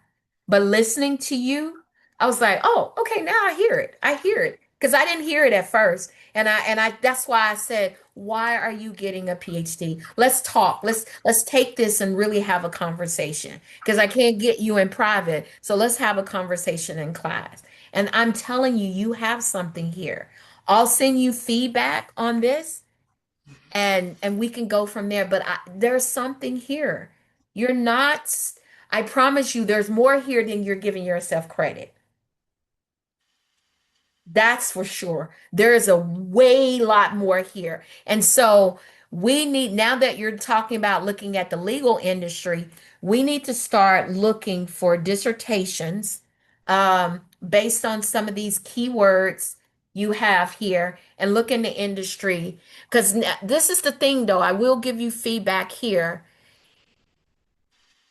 You're not looking at the legal component of it. You're only looking at the team's legal financial. So the industry, you need to look at I'm trying to think about the legal industry and I'm trying to think because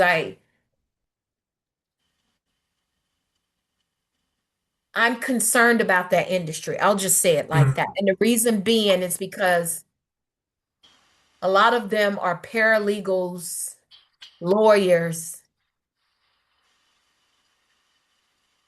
Your sample size, like who are you talking to? You're talking to small teams inside of law firms because they do have teams, right? They have researchers, they have tech people, they do all of that, right? They marketing people because they are a business. They're just in the legal business. And so you could.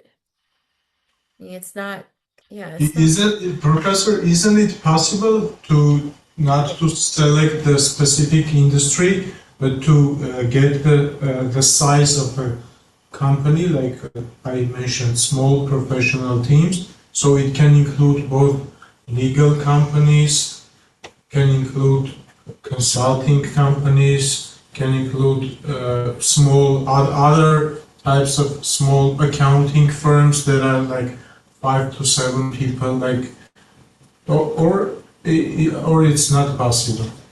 So what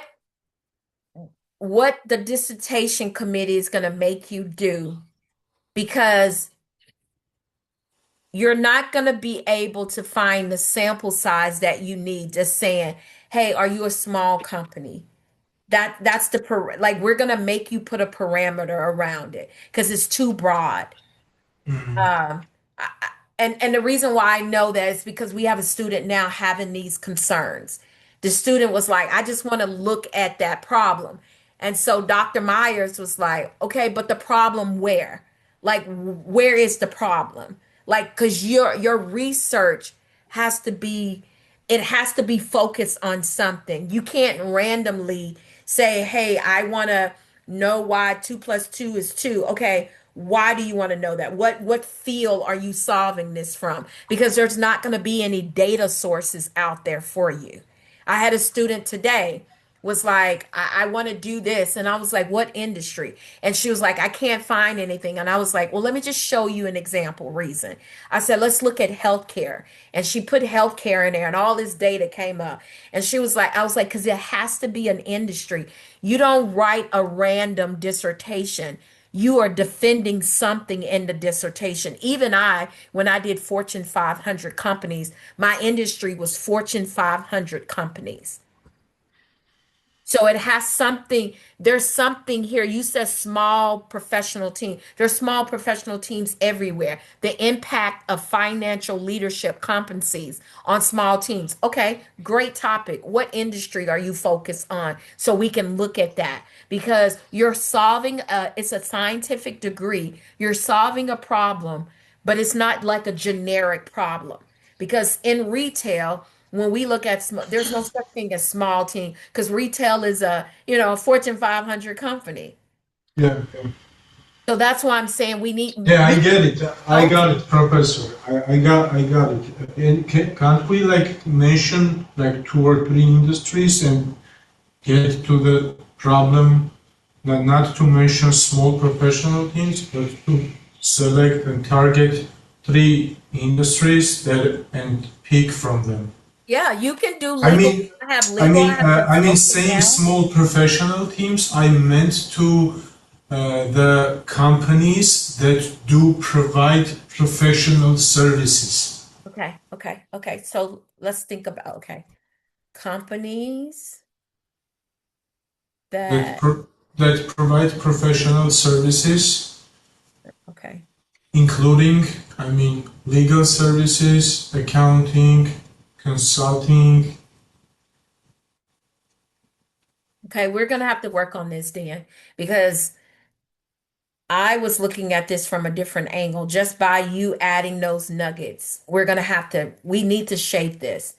The impact of financial leadership competencies on on the impact of financial leadership competencies on companies that provide service. Okay. Okay. The impact of financial leadership competencies on organizations on small mid-size companies that provide professional services in legal, consulting, and accounting services. Accounting services. Yeah, we still gonna have to work on that. That's a lot. That's 3 different industries. You're gonna have so many problems there. Okay. Okay, I need to really think through this. I really need to think through this. Because this, like it is something that we can work with the impact of financial leadership competencies on organization performance and small professional teams. But you're now saying small professional services. Can I ask why? Because I'm still struck trying to figure out what you are. Because you said I was a bookkeeper and I was almost like a paralegal. I was working in the legal industry. Clearly, there was a problems with those teams. Was the problem to the customer or was the problem internal? Was it an external or internal thing? It was an internal problem. It was an internal problem. Yeah, because they didn't realize that they are able to grow. They didn't know how to use their funds that they are like liquid assets that they had.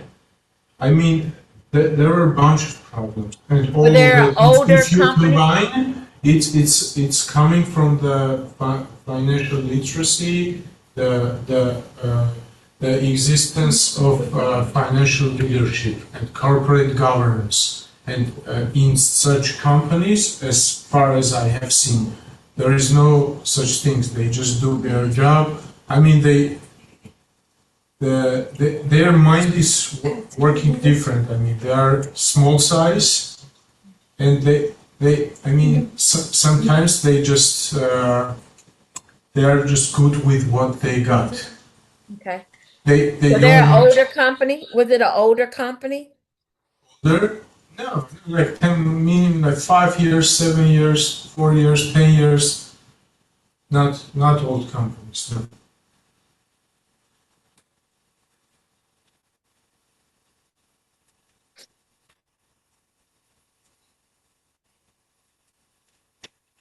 The other company that I worked, they didn't know. Can you change this title then? Because this title needs to match what you're trying to do.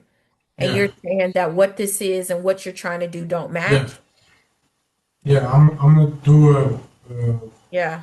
I will think, professor, for the week 6 assignment, and I will definitely change the title. Do you want me to do it now or week You got 6? to turn it in. I'm trying to support, so, but you still got to turn it in for week 6.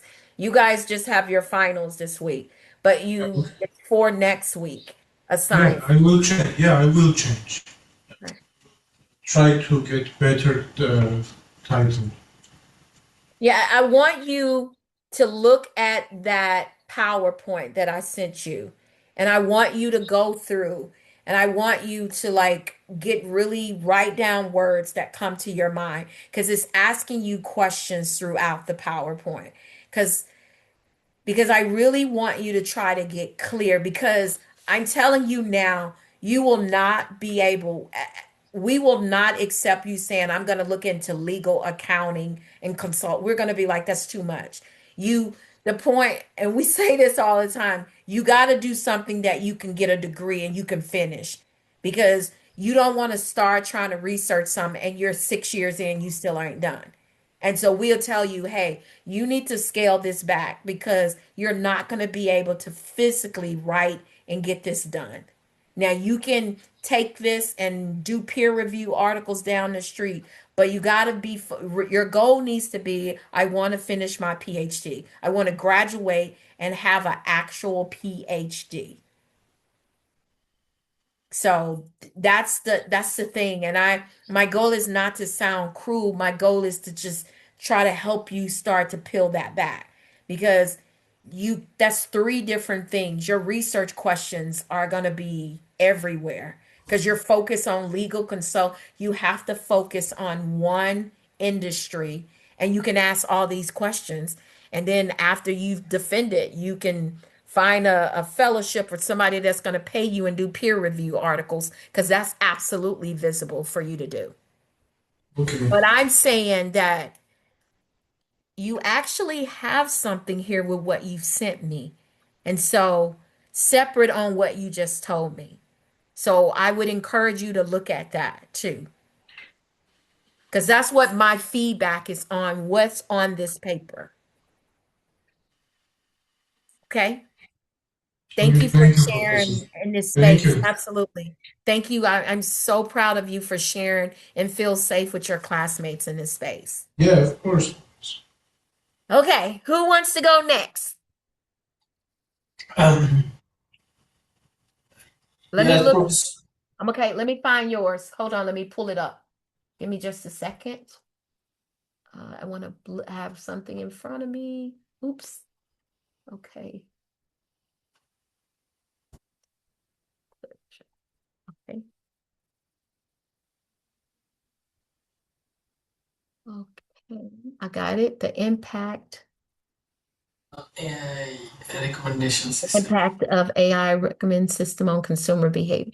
Okay. Yeah. Okay. Did you send me some or just the title in the email? Only the title I sent. Okay. Okay. The impact. Okay. So do you have anything you can share? Because you're here. Do you have anything you want to share on the screen?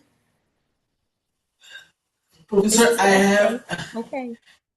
yes, Professor, I have only the template you have sent, you have told us to download. Mhm. I have just work a couple of things and change a couple of things in that. That's all. Okay, you can share it. It's a safe space. I don't need it to be perfect. Like it's okay. Like you don't I don't want you guys think you have to be perfect, right? It's a reason you're in this class. So just feel safe. I don't care if it's a word. Just share it. I want to see what you got so that I can think and I can push back on and ask you probing questions. I'm a Okay. visual learner. And so like me being able to see something helps me think through things. So it's okay. The impact of AI recommendations systems, impact of AI recommendation systems on consumer, the impact of AI recommendation systems on consumer buying behavior. Am I reading this right? Yes, Professor. Okay. The impact of AI. Okay. Okay, talk me through this. Why this? Because I know you're in digital marketing, so that makes sense. But are Yes, you Professor. saying that AI is recommending consumer behavior now? Or are you saying that's about to happen? Because I'm It's trying to understand the question, the title. yeah, Professor. As I have I have told you that it's a vast market. You know, everyone is using Amazon and online shopping, and I chose this topic because it will help to um, to like to the people who don't have the knowledge that they are they are they are under a limitation. Okay. They're they're my research and will help them uh, to to I know see. how. Yeah, I'm saying algorithm. Okay. So go up past that. Okay, when I say up, so we can all be clear about that, I mean like go to the top of your paper. Okay. So, and let me tell you why, right? The title. So, when you say, would you agree, and you tell me if you the impact are that's examining, right? Because in doctoral language, impact is not a doctoral language word. Okay. You're telling me you want to examine is the word that your paper needs to read.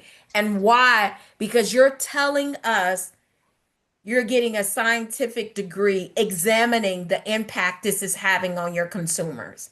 So that's why I'm saying that because you need to change that word. Okay, Professor. Because with examine, you're telling me, hey, I'm my research is examining this what's going on with AI on consumers' behavior. You're going to have a stronger purpose of your study background. You're going to have better research questions because you're now examining what this is going to look like in the next 3, 5, 10, 15 years. The impact reduces that. Examining that explores it and make it bigger. If that makes sense the way I'm communicating. Yes, Professor. Yes, and impact. Okay, and when you The limitation. I can put the limitation word. say it again, A limitation. The limitation of AI recommendation systems. but that's not the same thing you have here because limitations is the word means something different. So, okay, let's start over. Tell me what you're writing your dissertation about.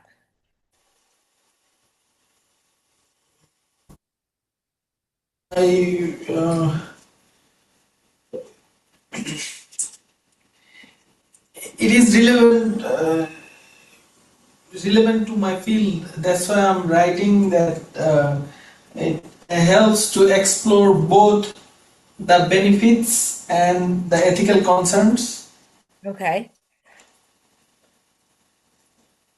Go you use the word explore and examine because you said Yeah. limitation. So I was wondering where that word limitation came from. Because impact and limitations are two separate words. Would you agree with that or not? Tell Yes, I do. I do agree with that, Professor. me. I was just saying that you told me to change it, change the word impact. That's what I'm saying. That I if was I saying examining the AI recommendation systems on consumer behavior buying. That's what I was thinking when I was reading this because you said the impact of AI. And again, my brain is using, doctoral language and I was like, "Oh, you need to use the word examining because examining gives examine, you a strong framework examining, and remove the. examining of a recommendation system on consumer buying. Yeah, I just have examining the influence of AI recommendation systems on consumer purchase decision and behavior outcome. That's what I was thinking about. I switched your words around. You don't have to do that, but I'm thinking because your key variables are you first before I finish this statement. Are you what research method are you looking at? Or are you unsure? Because I think let me see what I got here. I have you got mixed method. Yes, Professor. Okay. So you're looking at mixed methods. So your independent variables and your variables are like AI recommendations, right? Personalized service, uh, frequency of recommendation, right? Transparency and how the recommendation, right? That's what I'm thinking. And then your dependent variables will be purchase intention, your actual purchase behavior, right? And then, and that's on the quantitative side. The qualitative side would be your guide, you would have two questions, and I guess you would be asking consumers like, are you searching or like are you using search engines to help you with deciding what your spending behavior is, what dollar amount is part of that decision making, right? Where are you looking? So would you say that, and forgive me, my brain works like this when I start to think everything just comes out. Would you say that more consumers, especially from a marketing perspective, I would think you would have this answer. Are more consumers buying online than they are in the store? And are you looking at an age group based on that answer? Meaning my age group, right? I'm 41. Are Mhm. we more likely to, from the age of 35 to 45, we're considered millennials, right? No, millennial is 35 millennial? Yeah, 35 is millennials. 34 to 25 is Gen Z, and then Gen X is like 24 to 18. So I'm asking you, is my age group, millennials, more likely to purchase in the store or online? And is the age group under me more likely to purchase online versus going to the store? Do you have that breakout data? Because consumer buying behavior, that's going to be important as well to have that built into your study. Because you're saying AI, but who's using AI, right? I search, right? Google is a search engine. You would think it would have been faster with going into AI, but it was last after it realized how much money it lost. And so now they're almost forcing consumers when you go to Google. Like I'll go and say, hey, is there an Ann Taylor in my district? Or if I'm out town, I need to go in there and get something. And then I go to the physical store because if I buy something online and I get it and it doesn't fit because of my body's format, then I'm like, oh, that's not a good experience for me. So I'm less likely to do that again. I'll just go to the store where the age group under me is more likely to do that. Buy, if it doesn't fit, send it back and redo it again.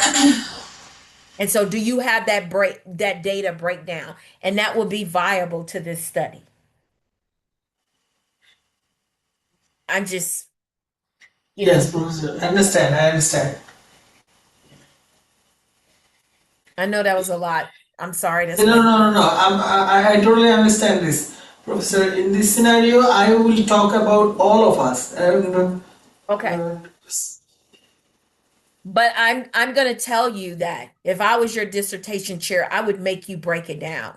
I would make you do age, demographic, tech savvy, privacy concerns, platforms like Amazon, Target, Walmart, Saks, Nordstrom's. I would make you Yeah. break it down part of your variables because you will be able to defend this better if you had it broke down like that. Just telling me 80% of consumers shop online. Okay, my next question is going to be, who is that 80? What age group do you have that broke down? Oh, I would ask that. If I was a reader or if I'm in the audience and you're defending, I'm going to raise my hand and ask you, hey, 80% of my consumers buy online. Okay, hey, I got a question. Which age group is that? Did you break it down by, is it my age group? Is it people under me? Is it over me? You're not going to tell me baby boomers prefer to buy online when they can go to the store. I refuse to believe that part of that 80%. now I understand. That's what Yeah. and that's the variables that you need to think about. But no, this is good. This can absolutely happen. It's so much you can do here. And I want you to build a strong problem statement. The purpose is to examine the relationship between AI recommendation systems and consumer behavior. That's your that's your purpose. That's your problem right there. You want to examine it. Professor, do I need to put those like example in example? I'm not talking that to change it like this way. I'm just saying in the example. Should I put the information about the age limits in my title? I mean, Not in your title. It will possibly be your chapter. It could possibly be part of your framework. It's definitely going to be part of your hypotheses because you're doing mixed method. And so you're going to have either one of the on your hypothesis questions or not. Because you're oh, probably going to do a survey, right? On the quantitative side. And that's probably going to be one of your questions. Are you in the age group between this, and this? oh. Now, those factors don't count, but you will have that data. So it'll be built into those are identities part of your survey, like where your name, where you live, what's your age group. I'm sure you're going to ask about race and things like that. And so you're going to be able to say, this age group based on this color, based on this gender says this. So you will have all that data. It'll be your job to break it out. You don't need to ask it because you're going to already have it built into your pre-examined survey. Those are going to be your qualifiers. That's what's called qualifiers. Does that make sense? Yes, Professor. Okay. But no, this you can do. I promise you guys. I feel like you guys are way stronger than you're giving yourself credit for. You're way, way, way further. And I'm so proud of you because you're way ahead than you're even giving yourself credit. Thank you, Professor. No, this is good. I'm going to, are you okay if I send you a little feedback? Yes, Professor, sure. Okay. You'll get it sometime this weekend. I'm out of town. I leave Friday, but I'll probably send it in the middle of the night on Friday when I get home to my family. And so I'll just send you some notes and stuff, okay? So make sure you send me this updated version, please, please. Okay. Thank you. Okay. We are next. You're next. You're the last person. Yay! Asha, let me hear Yes, what you got. Professor. You I got got this. a care which you described to others. Oh my God, don't be scared. Don't say that. No, you guys are brilliant. Don't say I'm that. thinking, what should I say now? No, you got this. Do not say that. Do not say this. You got this. Show me what you got and let's go from there. I don't So, want you. Professor, first of all, I have sent you last week the Okay, topic. I'm gonna look it up. Give me a second. Give me a second. I'm pulling up. I'm so proud of you guys. Oh, I'm so proud of you.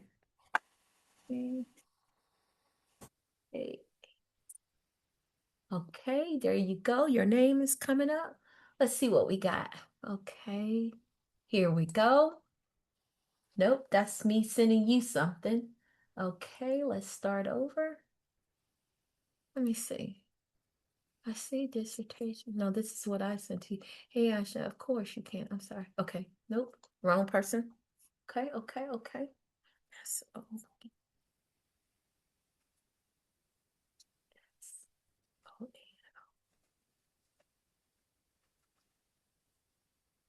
okay, I don't know why you're not coming up. Maybe I'm spelling your name wrong. Songeta. Yeah, that's your name. Okay. Okay, I got it. I got it. Give me a second here. I got it. Sure, Professor, no problem. Okay. Give me a second. Okay. Propose the impact that personal digital marketing on customer. No. Y'all got the same topic almost? No, Digital it's marketing on customer purchase behaviors in the U.S. retail market. yes. Oh.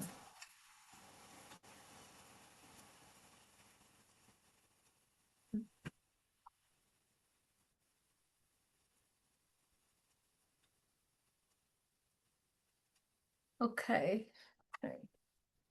The impact of personalized digital marketing on customer purchase. These are so similar. You guys, these dissertations are so similar. But my one is for the retail Retail market. market. Yep. Okay. Are you married to this title? I have to research paper with this, Professor. That was a good question. I supposed to do that.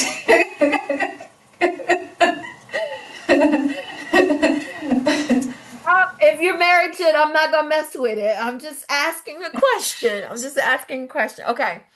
Okay. Retail. So I love the industry, retail person too. Okay. I like the title, digital marketing. Okay, the impact of personalization on digital marketing. Okay.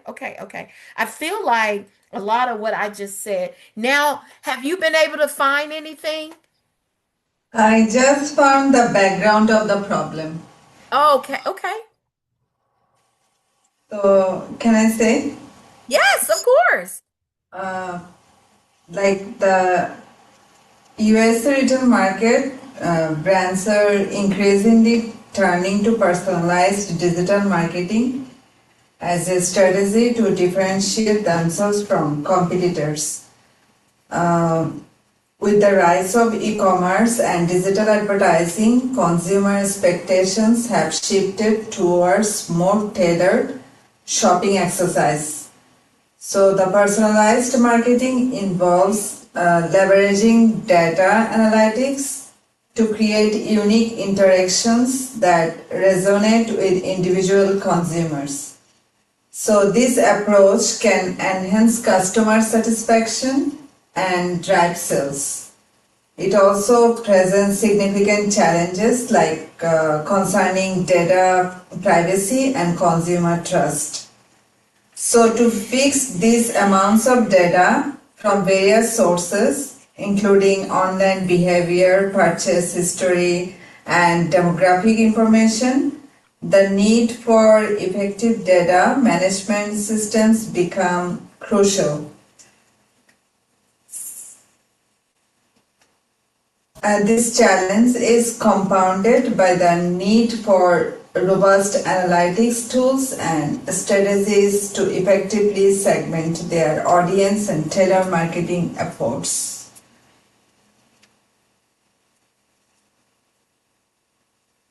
So, No, I like it. I like it. No, I'm not.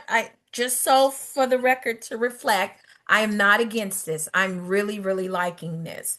And so, if have you you? don't want this topic, if you don't like this topic, I can change it. No, I like the topic. I like what I I want to play with your title a little bit, but I do have a question before we continue. You Are you doing, because I have a question mark by your name for its research method. Have you decided yet? Are you doing quantitative or are you doing qualitative? Because, I, I'll do the qualitative. okay, so you're doing qualitative. So Yes. you are going to interview, Interview. Like cons retail consumer. okay, because that's going to say your customer base will be consumers. Yes. Okay, okay. Okay. So I have another probing question for you back. Of course. How are you going to get them? Are you just going to ask, I'm a consumer. Are you going to ask 12, 15, just because everybody around you is consumer. What other parameters are you going to look at?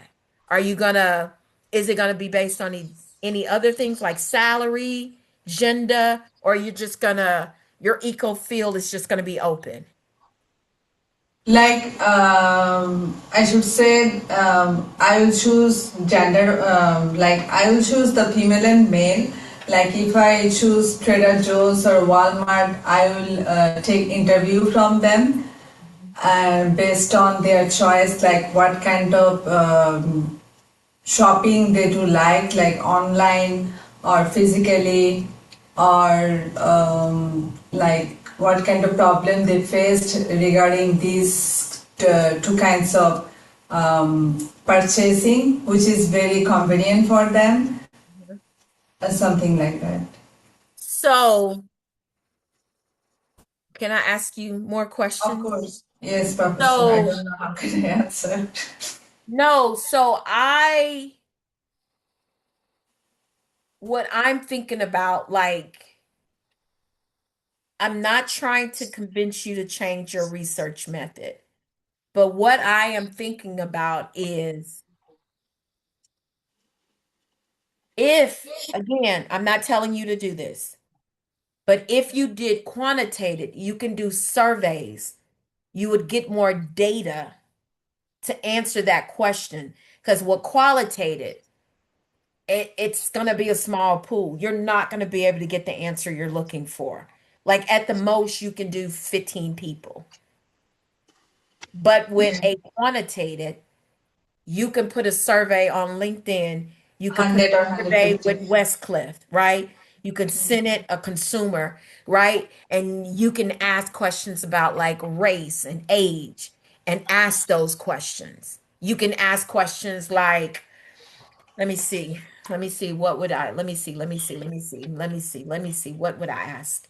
If I was doing questions, what would my questions be? What would my questions be? What? what's the relationship between like digital marketing and customers' behavior with retails?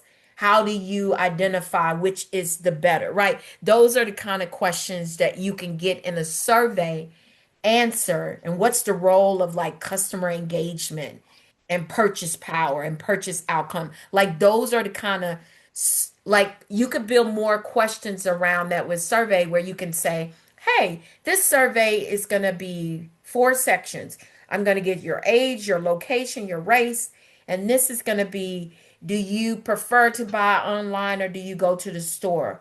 Why do you make the decision because of location, finance, and then you can break down and says, hey, like, do you have a better experience shop? Like those are the kind of questions you can get in the survey. You won't be able to get that in a quantitative interview because you're going to Oh, be restricted to a guiding questions and at most 4 sub questions. Where say a survey will allow you to ask up to, you don't want to ask too many because people be like, if you're anything like me, I'd be like, after 3 questions, I'm like, I'm done. Nope, I'm not taking this survey.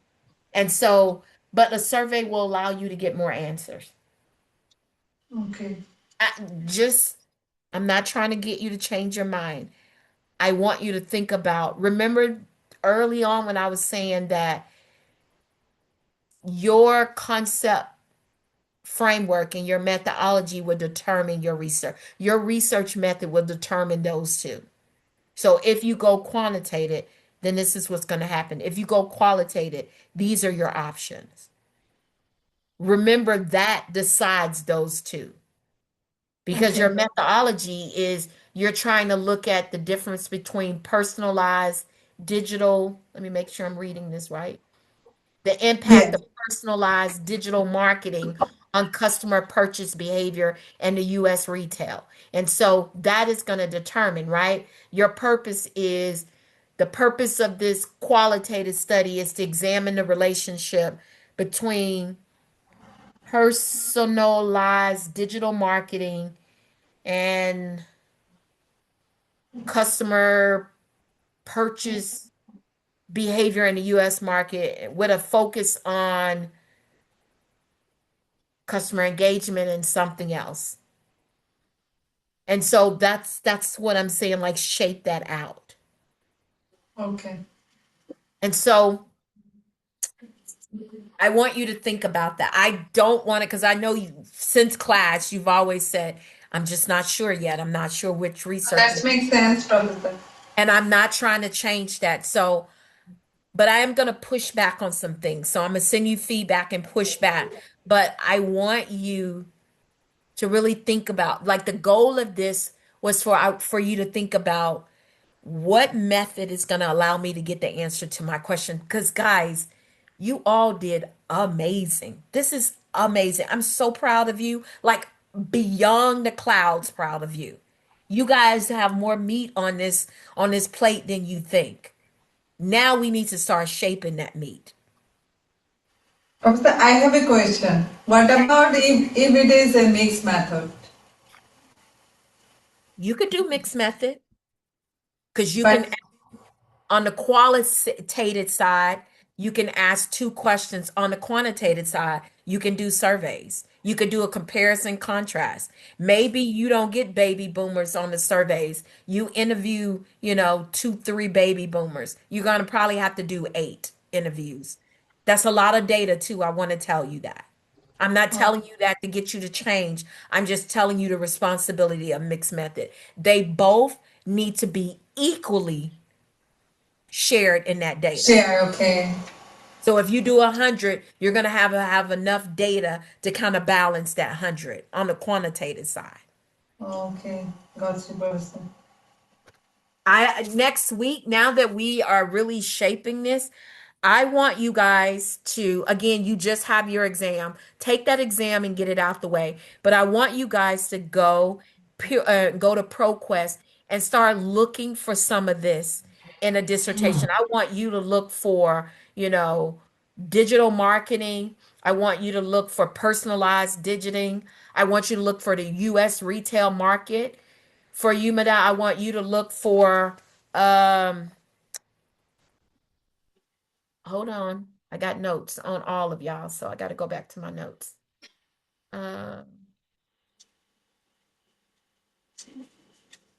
want you to go and look at consumer, AI recommendation systems, consumer Yes. behavior. I want you to like look at your keywords. Arma, I want you to look, I know we're still shaping yours, but I want you to look at legal, try to find some legal consulting. I want you to look at all three and try to pull some data from there. And I want you guys to look at the abstract. I want you to look at the first chapter. Go look in the table of content and look for their conceptual framework. It's probably on page 8, 9, or 7, something like that. Look at it and see what that model looks like. I want us, again, you do not have to start from the ground. You can take stuff from those dissertations, like keywords, and you just look at the reference and move that reference over. The methodology, you can look and see what their methodology, go look at their, like, you do not have to do everything. You don't have to build a house from the ground up. The ground has already been building. Go take slabs from other houses. You can do that. That's not plagiarism. That's data that's already been used that you're going to properly cite and support your findings in your dissertation. Does that make sense to everybody? Yes, Professor. So that's why I'm pushing you guys to go and find that. I know class has been a little heavy, so I'm gonna let you guys go ahead and leave. But you guys got this. I promise you, y'all are way stronger than y'all are giving yourself credit. Y'all are not babies, believe it or not. This is not baby kind of conversations. Professor, I have just a question. Like you showed us how to find the data from the ProQuest, but now if I search like this, it go straight to the system like learn. What's It's this? not. I don't know what this is. Yeah, that's what I'm saying. If I search in the Go to the library, go to Westcliff Library. At the top, you see home, my course, and then under here it says Westcliff Library. Yeah, you are there. welcome to the library. Yeah, go to the library and is something showing? I don't see anything on my side. No, nothing. Okay, Also, go back to your home page and the library should be like at the bottom. Like there should be a link where you can click on the bottom and see Westcliff Library. okay. Click here. Okay, so scroll down, scroll. Okay, you see ProQuest, choose a database. Yeah. And then scroll down a little bit, scroll down a little bit. Wait, something's missing. Oh, you see this little thing on the side where you can scroll to? Go, keep going to this is your left, right. Go to your right. There's this bar on the side where you can. Hey guys, do one of you mind showing him? Okay, thank you. You should write ProQuest Central. And go to, it's like the last one. Yeah, ProQuest Central. Thank you, Arun. I appreciate you helping him. And then here, you're gonna put go to advanced search. Advanced search. Yes. And then where you said limit to, click on full text. Don't put that whole title there. You're not going to be able to find anything with that title. If you find a dissertation with that exact title, then you can't do it. You got to put the keywords in there. So you need to put, hold on, let me AI find. recommendations on consumer behavior. Hi. You need to put let's see. AI is such a new thing. I don't know if AI is going to come up. What you need to be looking at is consumers. We need to figure out what industry you're looking at, but we need to look at AI. AI is isn't it like business intelligence? When you guys say that, it's AI not a business like intelligence system? So we can look for words like business intelligence. You can look like for AI intelligence because you're looking for keywords to try to find something similar to yours. Let's see, consumers, we can use that word. Uh, buying behavior. Let's try to do buying behavior as one word. What else? What other words could I look at? What other words? Thank you. Thank you. Thank you, Professor. Bye. Good night, everyone. Have a good night. Thank you. Let's see what other words. Okay. Consume. Put a comma behind consumer. Comma. And then buying behavior, put a comma behind that. And then where it says and, let's put AI and then recommendation. Make those separate words. No, put where you see and, then the next line underneath there.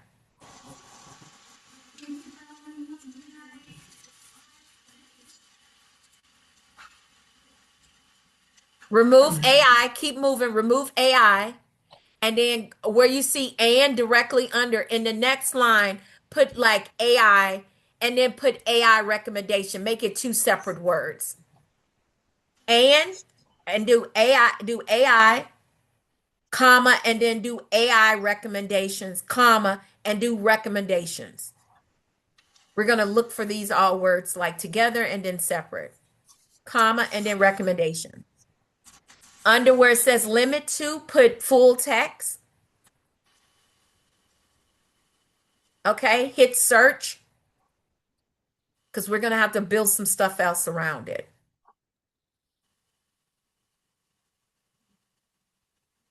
Okay, so to the left of the page, I want you to click on where it says more underneath source type and just do dissertation and let's do reports. No, go under magazine. There's a thing that says more. Click on more.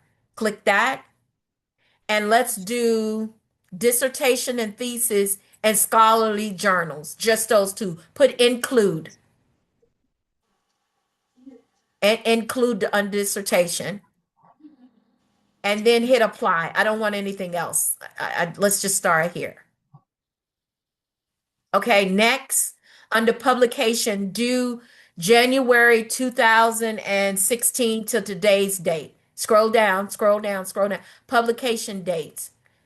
Do 10 years. So put January 1st, 2026, and then put today's date.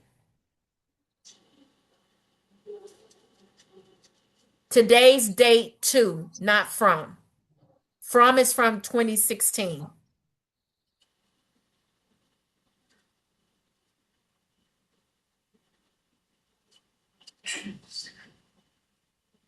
You're going to need to click on January so you can go to the year 2016. Okay, you can do that too.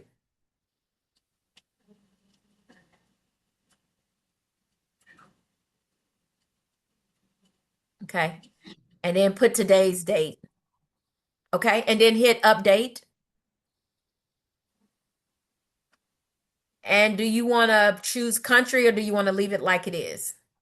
And now I can leave it like this. Later. Okay, Later maybe. so you're going to have to look for stuff. You're not going to be able to find all these words together. That's your dissertation where all these words are being used. So you need to, that's a journal. Keep scrolling down, keep scrolling down. On the side, you can tell what something is. Let's see if we can find a dissertation. Keep going. Hey, buying behavior. Look at this. The impact of AI-driven recommendation on impulse buying behavior. A study of online consumer. Let's take a look at that. That's a journal, but I still want to take a look at it. Look at this. See? Look at these. Look at the abstract.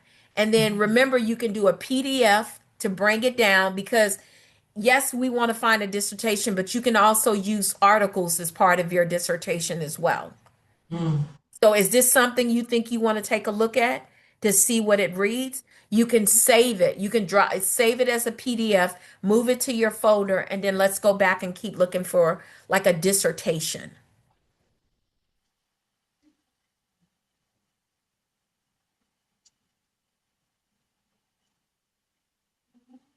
Yeah, Professor, I got it. So that's how you like break it down and find it.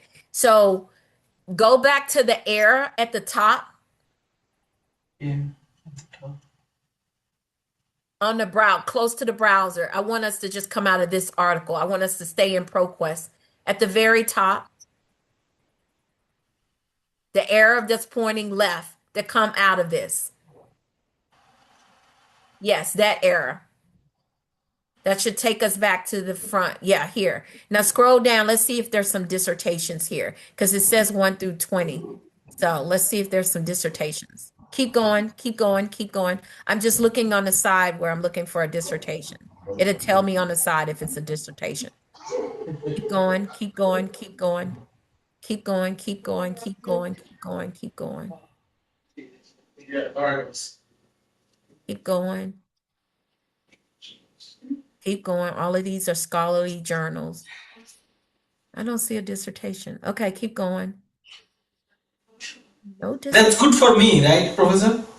Yeah, I was just looking for a dissertation. They're all scholarly journals. You can use them.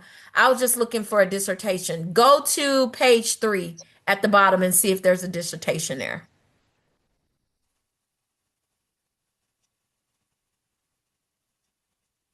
Oh, stop. Dissertation. Yeah, dissertation. Yeah. Wait, let's take a look. Do your Facebook friends make you spend more money? Exploring the relationship between online, social connects, and impulse buying. Is that something you want to look at? Yes, Okay. more likely, but Okay. not likely. More of it, not exactly, Professor. Okay. But I want to read it. Okay. Okay. Okay. You can read it. Yeah, sure, but later. Oh yeah, and this is Pace University. Okay.